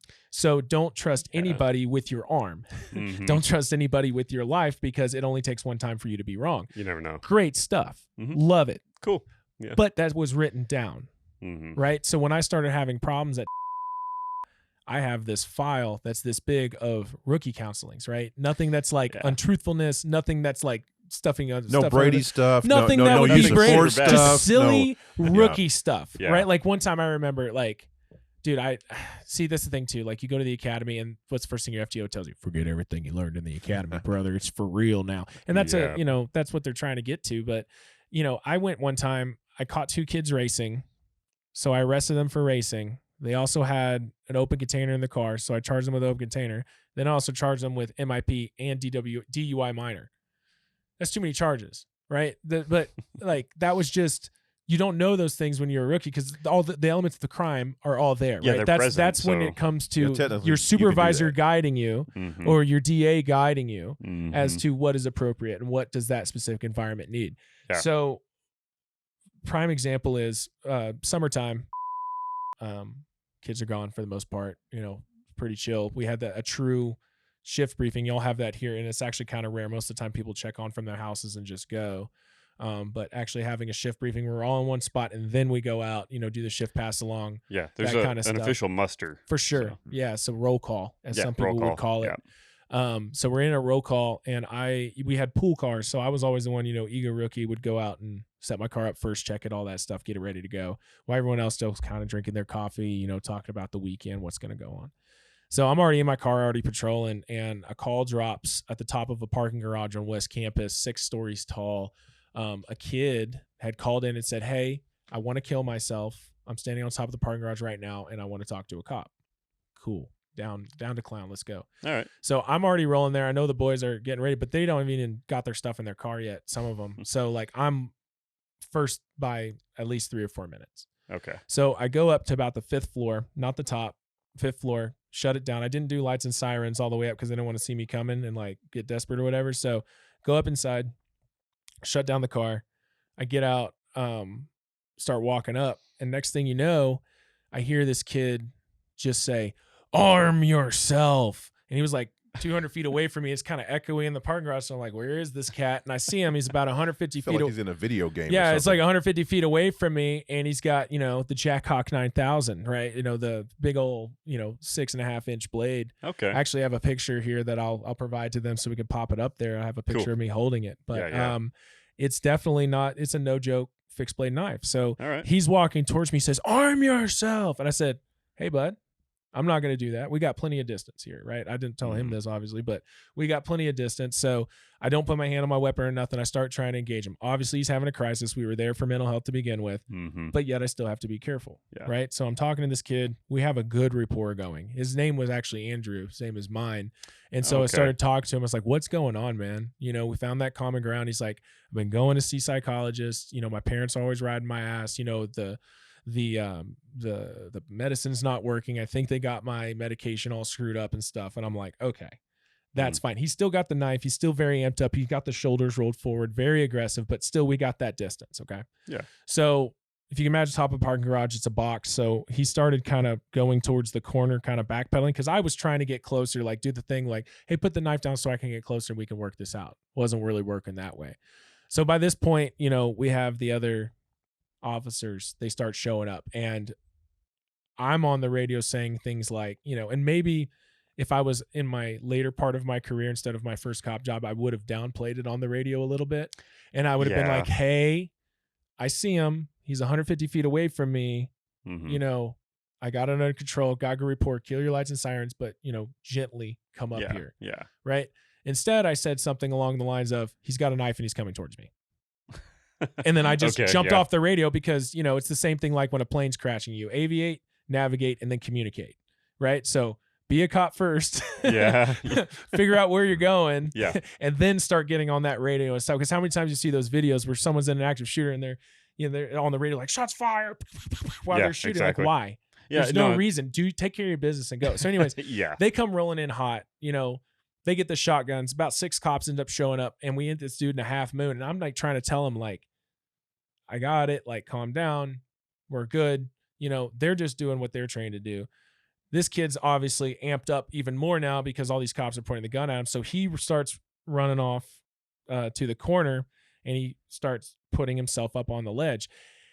I don't know how to describe it. I'm a believer, but I felt a voice inside of me just say the word go. Go. So as this kid's pushing himself up on the ledge, my idea was I was going to grab him by the back of the shirt, pull him backwards, and then deal with him on the ground. Hopefully the knife goes away at some point. Hopefully he drops it. I saw him take the knife, set it on the ledge so he could push himself up. Ah, okay. So I could go up there. There's your so window. I go up and it was like maybe 25, 30 feet. Okay. So distance to cover. So by the time I got up there, his feet were already up on the ledge. He had got the knife, turned around, and was looking at me like this. And I'm looking up at this dude who could easily jump down at me. Yeah. And do that, right? Yeah. And so I just say the words, "Don't shoot him," because I felt all this weaponry behind me, right? And I actually heard off to my my right side a shotgun rack, and a round hit the ground because he racked it again for some reason, just to make sure one was in. I don't know. Yeah, just double check. And so that's when I said, "Don't shoot him." Yeah. The guy jumps out, he swings at me, and the first and last time ever in my career that pepper spray was effective. I unloaded the whole can on this dude, and it wasn't like some, usually when you pepper spray someone, it's 35, 45 seconds before they actually receive the effects. It was almost immediate with this dude. He drops the knife, goes down to his knees, like all that stuff, really? Lays down, detain him, get him the help he needs, good to go, right? Damn. There was a knife there. Yeah. So at that point, like once we wrestle him, it all worked out. Huge adrenaline jump for me. I thought I had done something good. Well, it sounds like you did. No, that's what I thought, right? And I thought I had done something that I was trained to do. My number was called. I performed. Right. I met the expectations that I had in my mind of what society wanted from me. Right. So I was very happy. The experience of that was, you shouldn't have rushed him. You almost got us into an officer-involved shooting. The lieutenant at the time, that was all he needed, the ammunition he needed to start making life really bad for me, because he was saying stuff like, this kid's a liability. He's going to get us sued, all this kind of stuff. And so I'm like, okay, as a young cop, and I'm a lot more mature now, but as a young cop, that really, really got to me, man. Cause I'm like, what am I supposed to do? Well, yeah. Let you stand there because it's not illegal for you to kill yourself and just let you jump off? Well, that creates its own set of problems because, that kid's family could be like, hey, my son was having a crisis. He asked for help. The cops showed up and they just didn't help him. And he just killed himself. Which, and they didn't do anything. Unfortunately, I've heard that amongst some law enforcement leaders about it's not illegal to kill yourself, talking about barricaded subjects that are suicidal in a house alone. They leave them alone now. Well, in some agencies they are. And I'm big time against that because they have things called legs and they can walk away from their house. They can go get some car keys and drive off. And I mean, we don't enforce the situation, but we're there to, and I tell you what, if that's my sister in that house and she's had her brother or whoever, some relative of mine, and they're having a mental health crisis and the cops are like, well, hey, it's not legal to kill themselves and we got other things to do. We're going to go work a school zone traffic. We're out of here. Well, how are you serving and protecting then? I mean, Yeah. Well, it's a big gray area because it's like, well, we don't have a law being broken, but at the same time, someone is in danger. And who do people call when someone's in danger? They call the cops.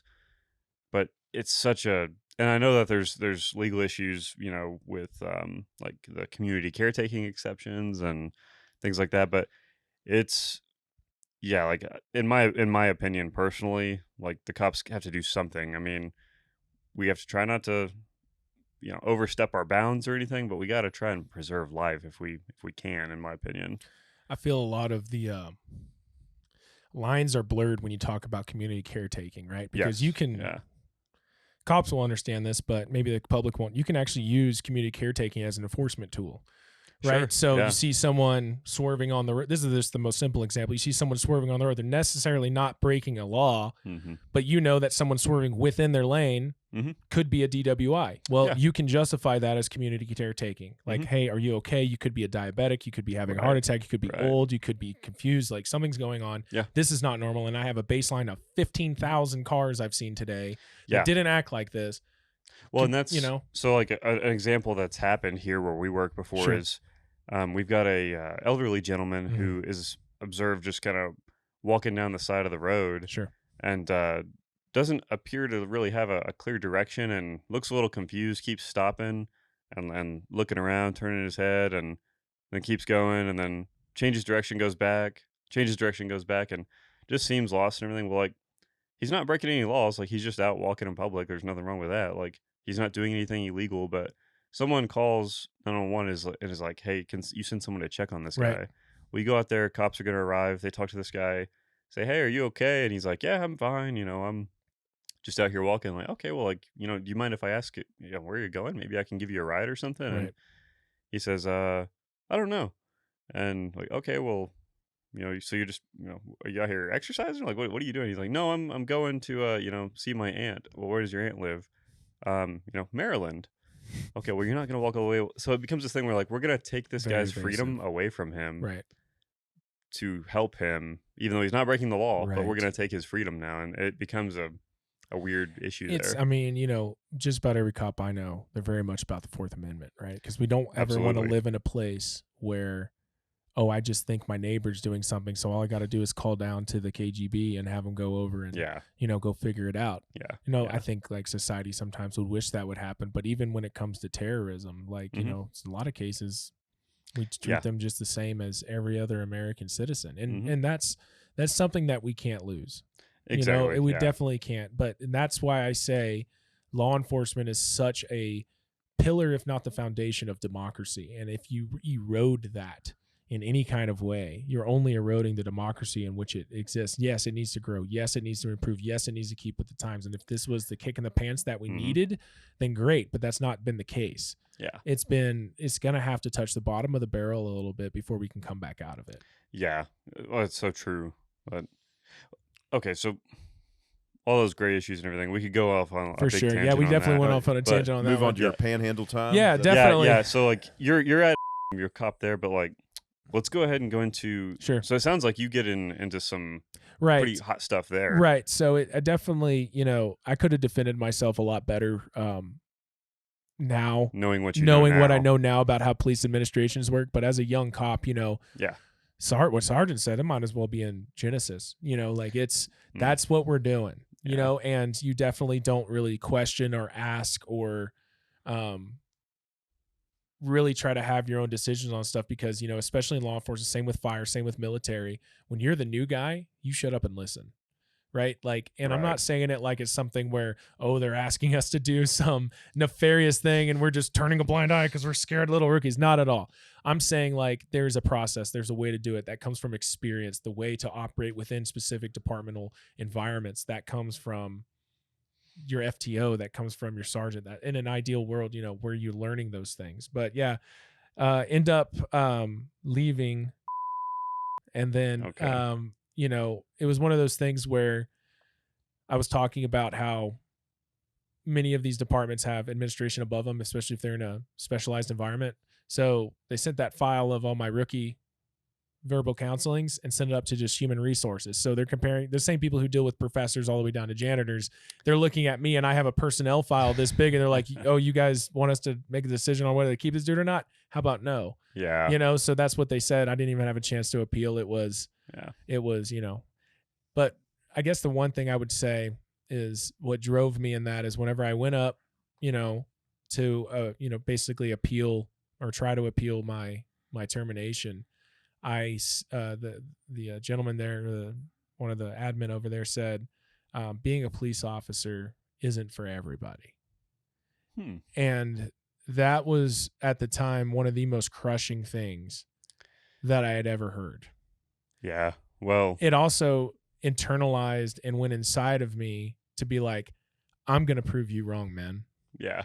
Oh, it's not for me. Okay. Watch this. Yeah. And that's kind of what happened. And so the things that I would get in trouble for, like, for example, we had five square mile campus and I would always be on the perimeter knocking down cars on the 4 streets that went around campus. Right. I actually had at some point after this knife incident, I had a limitation of if I drove more than 35 miles. I had to park the car at the police station and go inside and do like T-kill classes or, police 1 classes or something like that. So I was like, okay.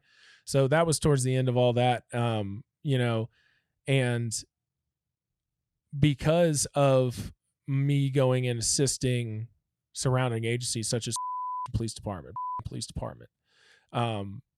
we were one of the few ones at the time who had long guns, right? So there would be times where there would be a gang fight or something like that with, and we would go and help them. And just so happened that one night I was helping a guy who had a gang fight, and we actually found the dudes. And next thing I know, I'm out there with my gun, my AR.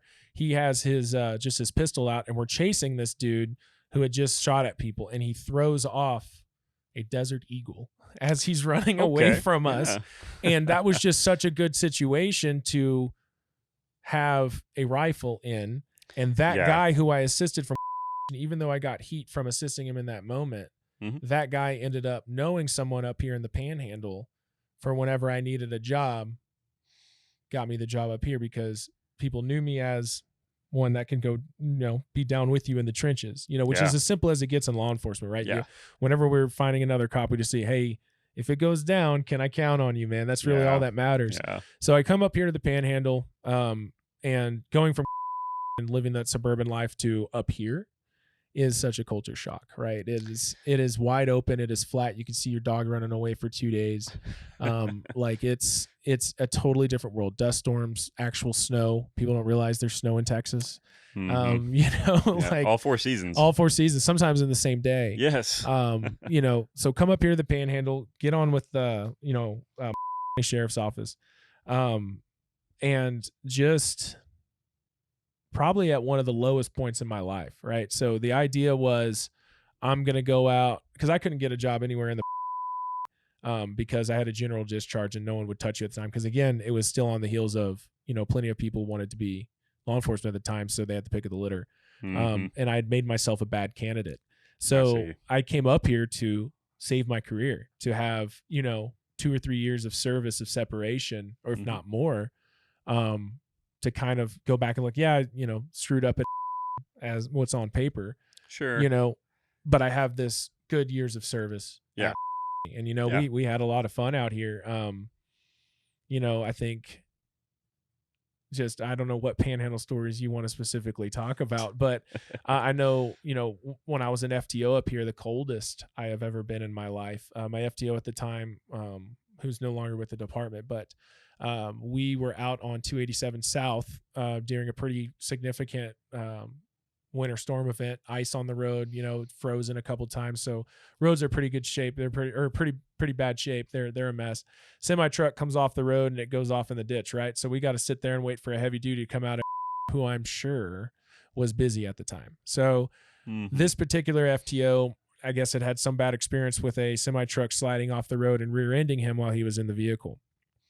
So this FTO wanted me to stand outside of the vehicle in the snow while we're waiting on the record, which turned out to be about 2.5 hours. Now, me being the, growing up in the hill country, not really used to snow. So all I had on was my uniform pants with those breathable polyester stuff that the wind just cuts right through them, and like maybe 3 layers of pajama pants. I didn't even know what Lon Johns were at the time, man, because I never needed them. Yeah. So put those on, man, and we were standing, I'm probably up to ankle deep snow, and next thing you know, my, private parts are frozen. I had never felt that before in my life. And it's not pleasant. You know how when your fingers are cold and you put them in underneath hot water and you get like that needle stuff? Yeah. That, but in like this entire region. It was the most uncomfortable I've ever been. It's not what you want. Just because I was thawing out from being like, I don't know, it had to be in the 20s. Being out there for 3 hours. It was one of the coldest I've ever been. So that was like kind of like, welcome to the Panhandle, man. It's a little different up here. And then we, I got hit with a dust storm, which is like something you see out of, some, Indiana Jones movie or something like that. Like it was and for people who've never experienced a Panhandle dust storm. Yeah. Let me tell you, like it is no joke. You have static electricity everywhere because of the dust. The dust is getting it. And it's not just like sand on the beach. It is fine particles. it's Mad Max dust storm. Absolutely, right? Yeah. So that thing pops off, the first time, and all I had was a painter's mask, and I think I drove back to town and like went to one of the hardware stores and got some goggles just because I couldn't see. Like it was just tears of mud coming out, right? And so we started getting calls out in the more remote parts of the county of people who had driven off the road, couldn't see the road. And so you can't see beyond more than 3 feet, 4 feet from the hood. Mm-hmm. So how you have to drive, and this is the middle of the day, mind you, you have to take that spotlight, point it directly at the paint on the road and watch that paint on the road while glancing up to make sure you're not about to rear end somebody. Yeah, that's accurate. It is intense. Yeah. So doing all that, it was something else, especially from coming from an environment where it's 5 square miles, 10 cops. You have backup pretty much no matter what happens. You come out here, this county is 1,000 square miles. And back in the day, we usually ran it with 2. Either side of 287. I got east, you got west. That's a lot of area to cover. Well, yeah, and it kind of molded me as the cop that I wanted, that I ended up being, because you don't rely on anyone but yourself anymore. You have to trust your verbal judo. You have to trust your in situations in which you engage, the fights you pick. Yeah. But sometimes, the fight picks you. Like, for example, we had a stabbing, I think, inside of, I think it was maybe over there on the east side somewhere. But they ended up squirting out into East County and just some random house out there that was on a little bit of land. So end up finding them, after searching for a while. And that specific night, it was just me and a reserve who was working, or the regular deputy was tied up maybe on a mental transport or something like that. I'm not exactly sure. It's been some time. But I remember finding this vehicle, and it ended up pulling up at a house. And it was some kind of, I don't know if it was Mexican mafia or something attached to that, but Hispanic dudes in a gang. This is what they were involved with. So I ended up coming, seeing which house they go to. And mind you, this entire area is completely flat. You can truly see 5 miles from where you are. So completely blacked out, go off into the bar ditch, get out of the car, tell dispatch what I'm doing, say I'm going to turn down the radio, I won't be able to hear you. And then, turning the rifle on and proceeding. So start slowly working my way up to the house. I see 5 or 6 pretty big dudes hanging out kind of in the front, and they're a little bit panicked because they're talking about the stabbing that had just occurred in town and how they have to fix this situation. And so next thing you know, I hear one of the main suspects, or who I think is the main suspect, basically be like, I'm out of here, I'm about to leave. So he hops back in the truck. He's about to go. And by this point, I'd worked my way up to about maybe 50 yards from him. Okay. So my backup's coming. I'm waiting for that to engage, right? I'm waiting for the reserve to show up to engage. Yeah. Well, I'm out of time, right? They're going to get gone. And the amount of distance that I had walked from my police car, I was going to have to sprint to that. And by the time that they do that, they could turn it on and be gone, right? So they would get away. Yeah. So I ended up deciding to deploy from the darkness and hold them all at gunpoint. Because they were all out in the front, and I was, saying my stuff, promising all kinds of things that I would do if they didn't listen. Yep. Right. And the thing that I had to do, because I could see that they were kind of figuring out if it was just me. Mm-hmm. So I was talking to, I actually used the word Billy. I was talking to Billy, who was in the backyard, and I said, hey, you got him around back? Okay, I got you, brother. Nice. Like, and acting like I was talking to my radio, pretend like there was 2 of us. Took about 5 minutes, felt like an hour because of the adrenaline, but then reserve shows up, we detain everybody, figure it out, was able to get the PD to come out and have their detectives solve the crime. Nice. Right. But that was just such a different experience from, oh, this drunk girl's like kind of being mean to me and there's 3 cops standing over my shoulder. Like, like, okay, come on. Yeah. It's a totally different environment. And kudos to y'all and many of the Panhandle law enforcement that does it like that. People don't realize how much area y'all have to cover.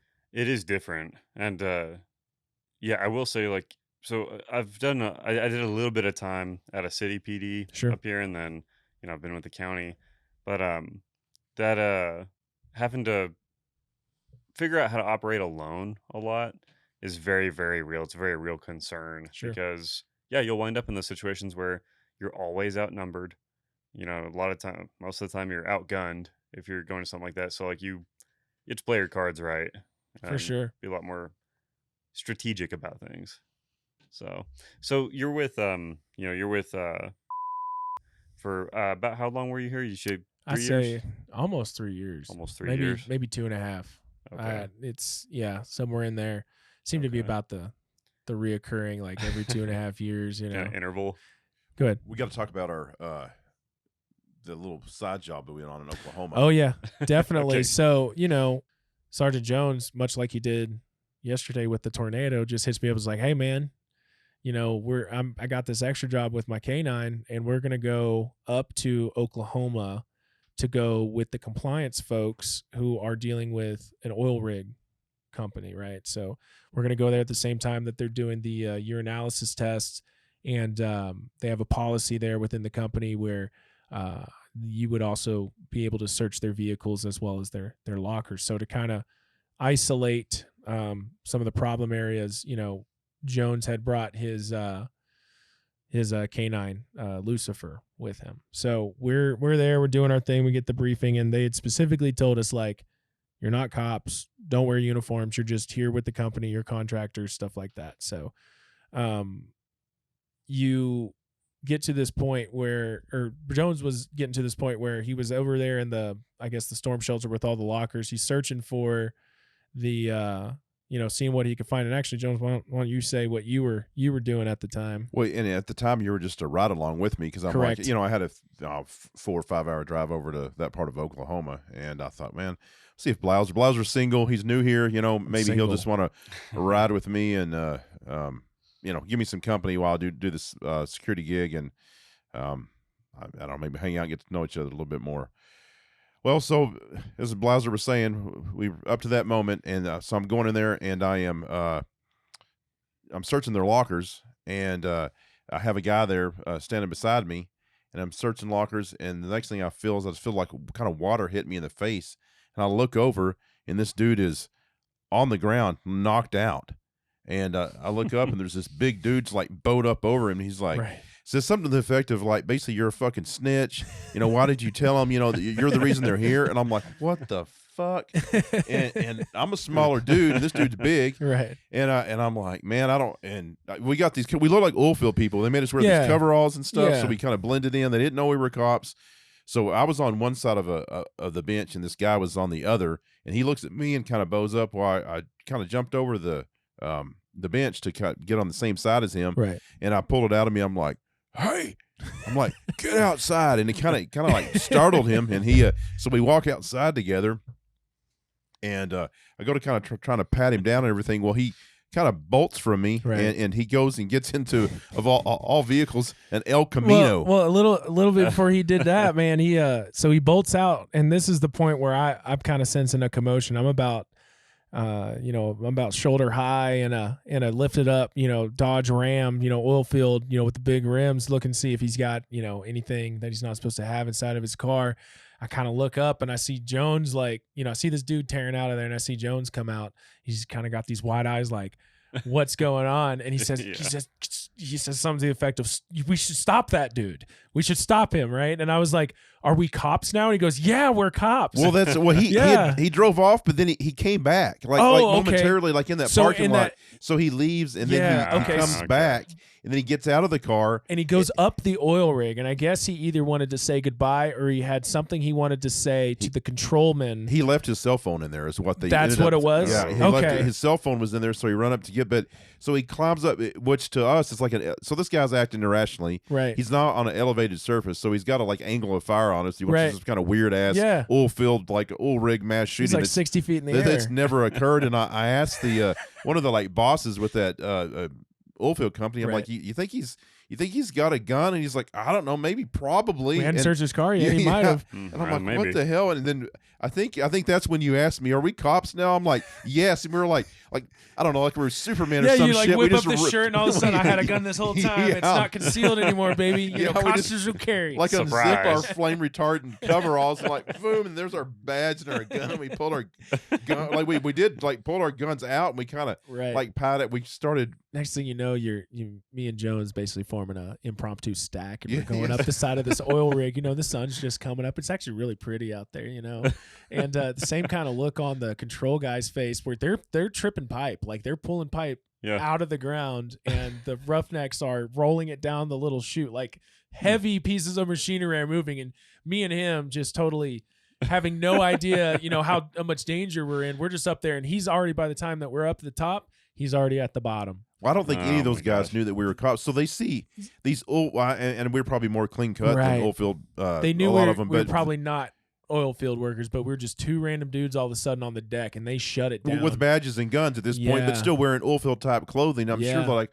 what in the hell is good? And then this dude's running around up there, and he had, as we were climbing, he went down the other side or something, and then just like a movie, man, you see him jump into his El Camino, go out the main gate, and just like this plume of dust and regret behind him, as he just went off into the sunrise. Man, it would be better if it was a sunset, but it was a sunrise, and he took off. And the crazy part about that was the guy who had put on the extra job, the one who was coordinating all of these things, he looked at Jones, and then he looked at me, and he says, "That was really crazy. That's kind of ridiculous that happened. You're hired on the spot, $35 an hour plus per diem of what you've already spent. We'll make sure that you get your check." And not to talk out of bed, but I probably got close to $3,000 for like rock on 3 or 4 days of work. Yeah, we were just, he hired him on the spot. He technically didn't meet our policy because he hadn't been there long enough to do an EJ, an extra job. But I'm like, whatever. And it changed that company's policy because from that point forward, they always had 2 officers. Because I would have been there alone had I not just invited you along for the ride. But and I won't mention the company's name. It's based out of Houston. But they changed their policy where anytime they did things like that, they had 2 law enforcement because it was, and they had your job at that time was to go guard the guy because that guy had to be hauled off by an ambulance that initially got knocked out. And I didn't mention that when I was telling the story, as I was communicating with the suspect, the guy kind of came to, and he was like on the ground, kind of like on all fours, moaning while I'm in this kind of standoff with this other that dude. Mild concussion moan. Yeah. So I guess they just took him to the ER because you went to the ER, and I finished up the. I didn't even remember I went to the hospital. Yeah, you went to that was what your job was, like I guess to like protect the guy, like he was a star or something, the president. But I'm sure the company at that point was freaking out because they have an actual incident where they could be sued within, for failing to protect their employees or whatever the case may be. An absolutely hostile work environment, at least. The guy punched him in the face. Well, they were adamant that nothing like that had ever happened in the company's history, and maybe it hadn't, but that's a hell of a deal that we show up and then. Lo and behold, weird, something like that happens. But it's just weird. I keep showing up at historic events. And it wasn't like for Copland, it wasn't crazy in the sense of, we deal with assaults and stuff like that, but the fact that just how it all played out, and we were out in the middle of the, central Oklahoma in an oil field. It was just very wild. Yeah, it was something else. It sounds like a scene out of like a super awesome buddy cop movie. Right. Well, and had that guy actually had a gun and started to start shooting at us, we'd all been screwed because he was way up in the air. All of us are down there like ants running around. We weren't wearing armor. No, we weren't. I had a little Glock 26 with me. It was my little concealed carry that I run around with. We weren't. I think I had my 27, which was the 40 caliber, so even worse, like a little. Yeah, we weren't prepared for anything like that. But it was. I don't know. We got to know each other more. Yeah, and that's you had mentioned it, and I didn't realize it at the time, but you had mentioned it a couple times since our friendships developed. That was the time that you were kind of sniffing me out, making sure that I was good to go, and I guess I passed the test. Well, yeah. Hey, another thing in law enforcement is we don't. We work with everybody, but and it may not just be law enforcement, but you have to work with somebody and trust them for a while before you'll talk to him about certain things, and you just know, hey, does this guy's personality mesh with mine, or are we good? And you don't somebody doesn't just get in your car and you roll around on patrol and they're like, hey man, this guy's good, like I trust him, I know he's got my back, and meaning got my back on a fight or anything out there on the street, for not in a bad way. People are going to see that. Well, we got their back to protect them. No, protect me from the bad people on the street. I know he's a good cop. I know he's going to go out there and work. That type of thing. To me, that is the thin blue line. Right, it's not this. Oh, I'm gonna cover for you, bro. Yeah, you're doing something illegal. You're beating somebody. It's not that at all, and that's why we incorporated so much into our funerals, into our culture of honoring death, honoring a warrior's death. It's we really are the guardrail on society, right? And when it comes to making another relationship with a cop, like for example, I left here in 2015.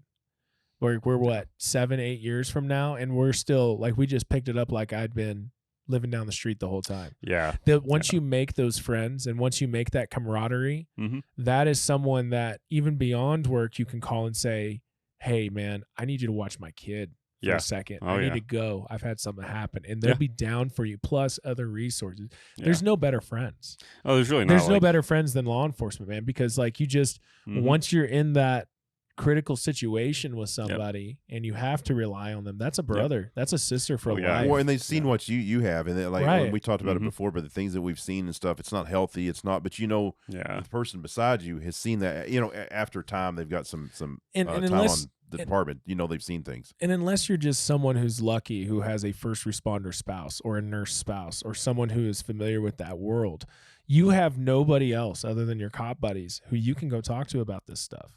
Yeah. You can always go see a specific mental health specialist, which I highly encourage and everyone should do.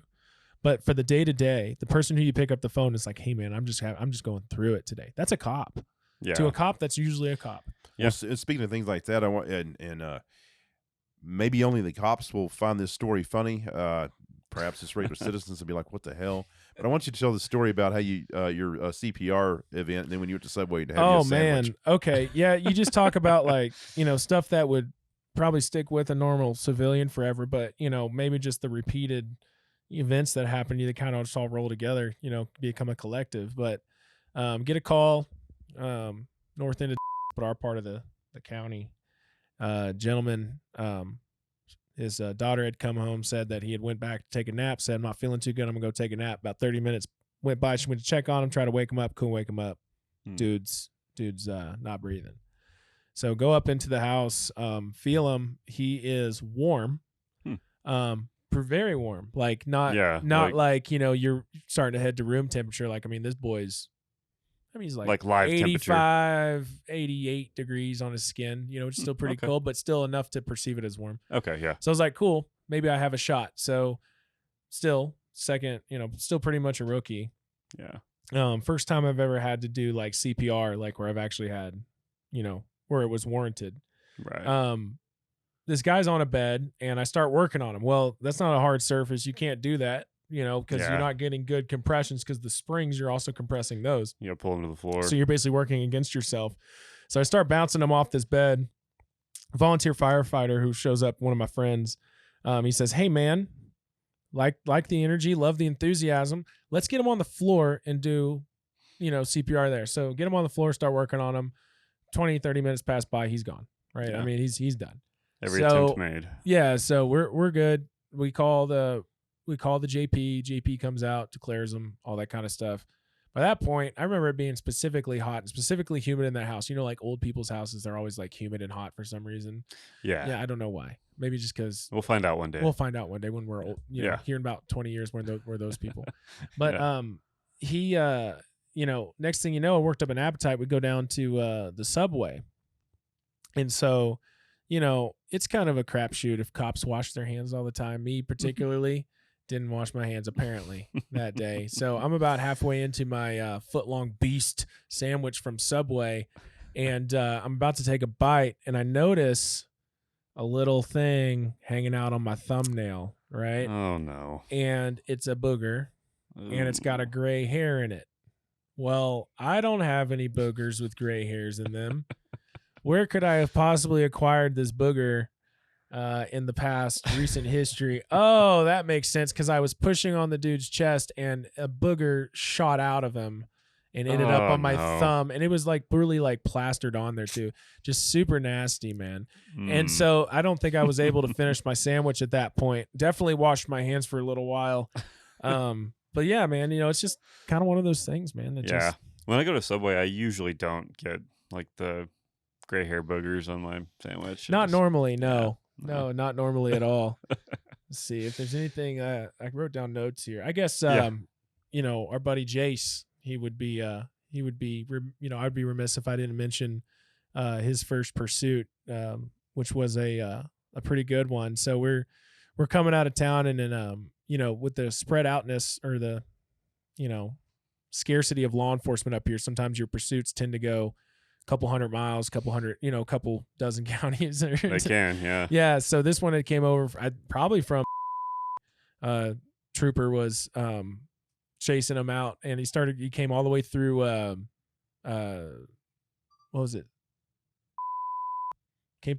Came out that way, coming back in, about out there area. And we got the call, so I actually happened to have a ride along, which was Jace at the time. Okay. So he hops in with me, and we start going out in our lifted Chevrolet Tahoe that was governed at 95 miles an hour. So as fast as we could, we're headed out that way. We ended up getting out on one of the roads out there, about 3 or 4 miles from the county line, waiting for him to come through. Now, one of the things about the Panhandle is, since it's so flat, you can see for a long way. So we could see him. Okay. Yeah. Over there, Yeah. And so it's just a trooper at the time, plus some other units were following. So he starts coming up, and the dispatch relayed that they want us to try to spike this dude. And so I'm like, okay, cool. We'll do that. So we have the Stinger system, which is, if anyone doesn't know, it's like an accordion lattice looking thing with hollowed out spikes that ideally would stick into a tire, and then in a controlled manner, so you don't just have a full blowout, release the air out of those tires. So I lay this thing across the road, and there's no other traffic, middle of the night. I'm down in the bar ditch, see this guy coming up, and we have no communication with this trooper at all. So he is right on the bad guy as he's coming up. Yeah. So as the bad guy is coming up to the spikes, I see him hit the first tire, and then I'm like, okay, that's good enough. I start pulling. Yeah. He hit the back tire, and then I pulled it out from just in front of the trooper as he went by, because Really? He couldn't see us in the ditch either. I've never understood when cops are spiking that they turn on their lights while they're in the ditch, especially at night. Turn it off. Make it a surprise. Keep a little mystery in your life, Anyway, that's just me.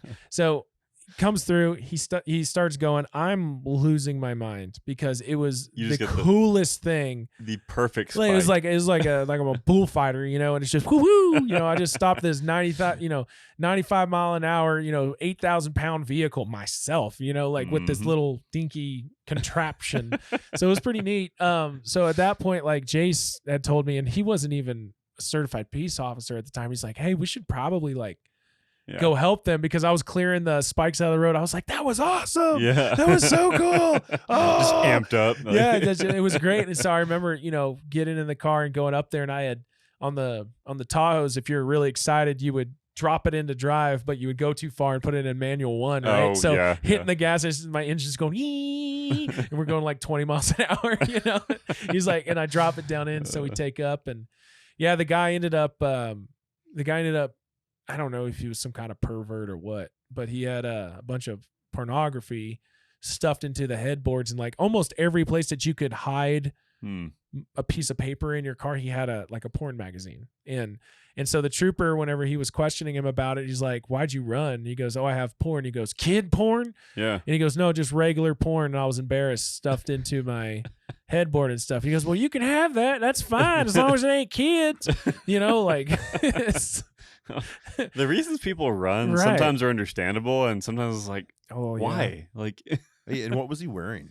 So, he had a, I believe it was a pink bikini on underneath his uniform, and the trooper asked him, where did you get that? And he had claimed he found it on the side of the road. Oh. So when he got down to the jail, and we were booking him in, I had instructed the jailers to get rid of it because it was in disrepair. It was not. It was a health hazard. It was a biological hazard. So I had instructed the jailers we should probably get rid of this. Secondhand bikini bottom that's been involved in a couple of felonies. So that was done. But yeah, it was definitely an interesting cat. When you say that he had this pink bikini on under his uniform, like what kind of uniform did he have? Oh, I said uniform? Yeah. Oh, he had a like a tire shop, kind of like a workers, like a Dickies. Okay. Kind of like I gotcha. Like a shop shirt. But for some reason he didn't have a belt, and he was sagging a little bit, and you could see it was very obvious against the dark contrast, maybe like a navy blue. Oh wow. The pink. Yeah. Wow. It was something else, man. So that's really nice. But yeah, so then I ended up getting married married my my college sweetheart, Susie, and ended up being the time where I had to start heading back down to the Houston area. So I got a job with a place called Sheriff's Office, and that was its whole thing. Thanks for tuning in. Don't forget to like and subscribe. You can find us on Apple Podcasts, Spotify, and YouTube. We try and release new content about once a month right now. And if you're interested in hearing more from Andy Blauser, stay tuned for part 2 of episode 10-4. Thanks.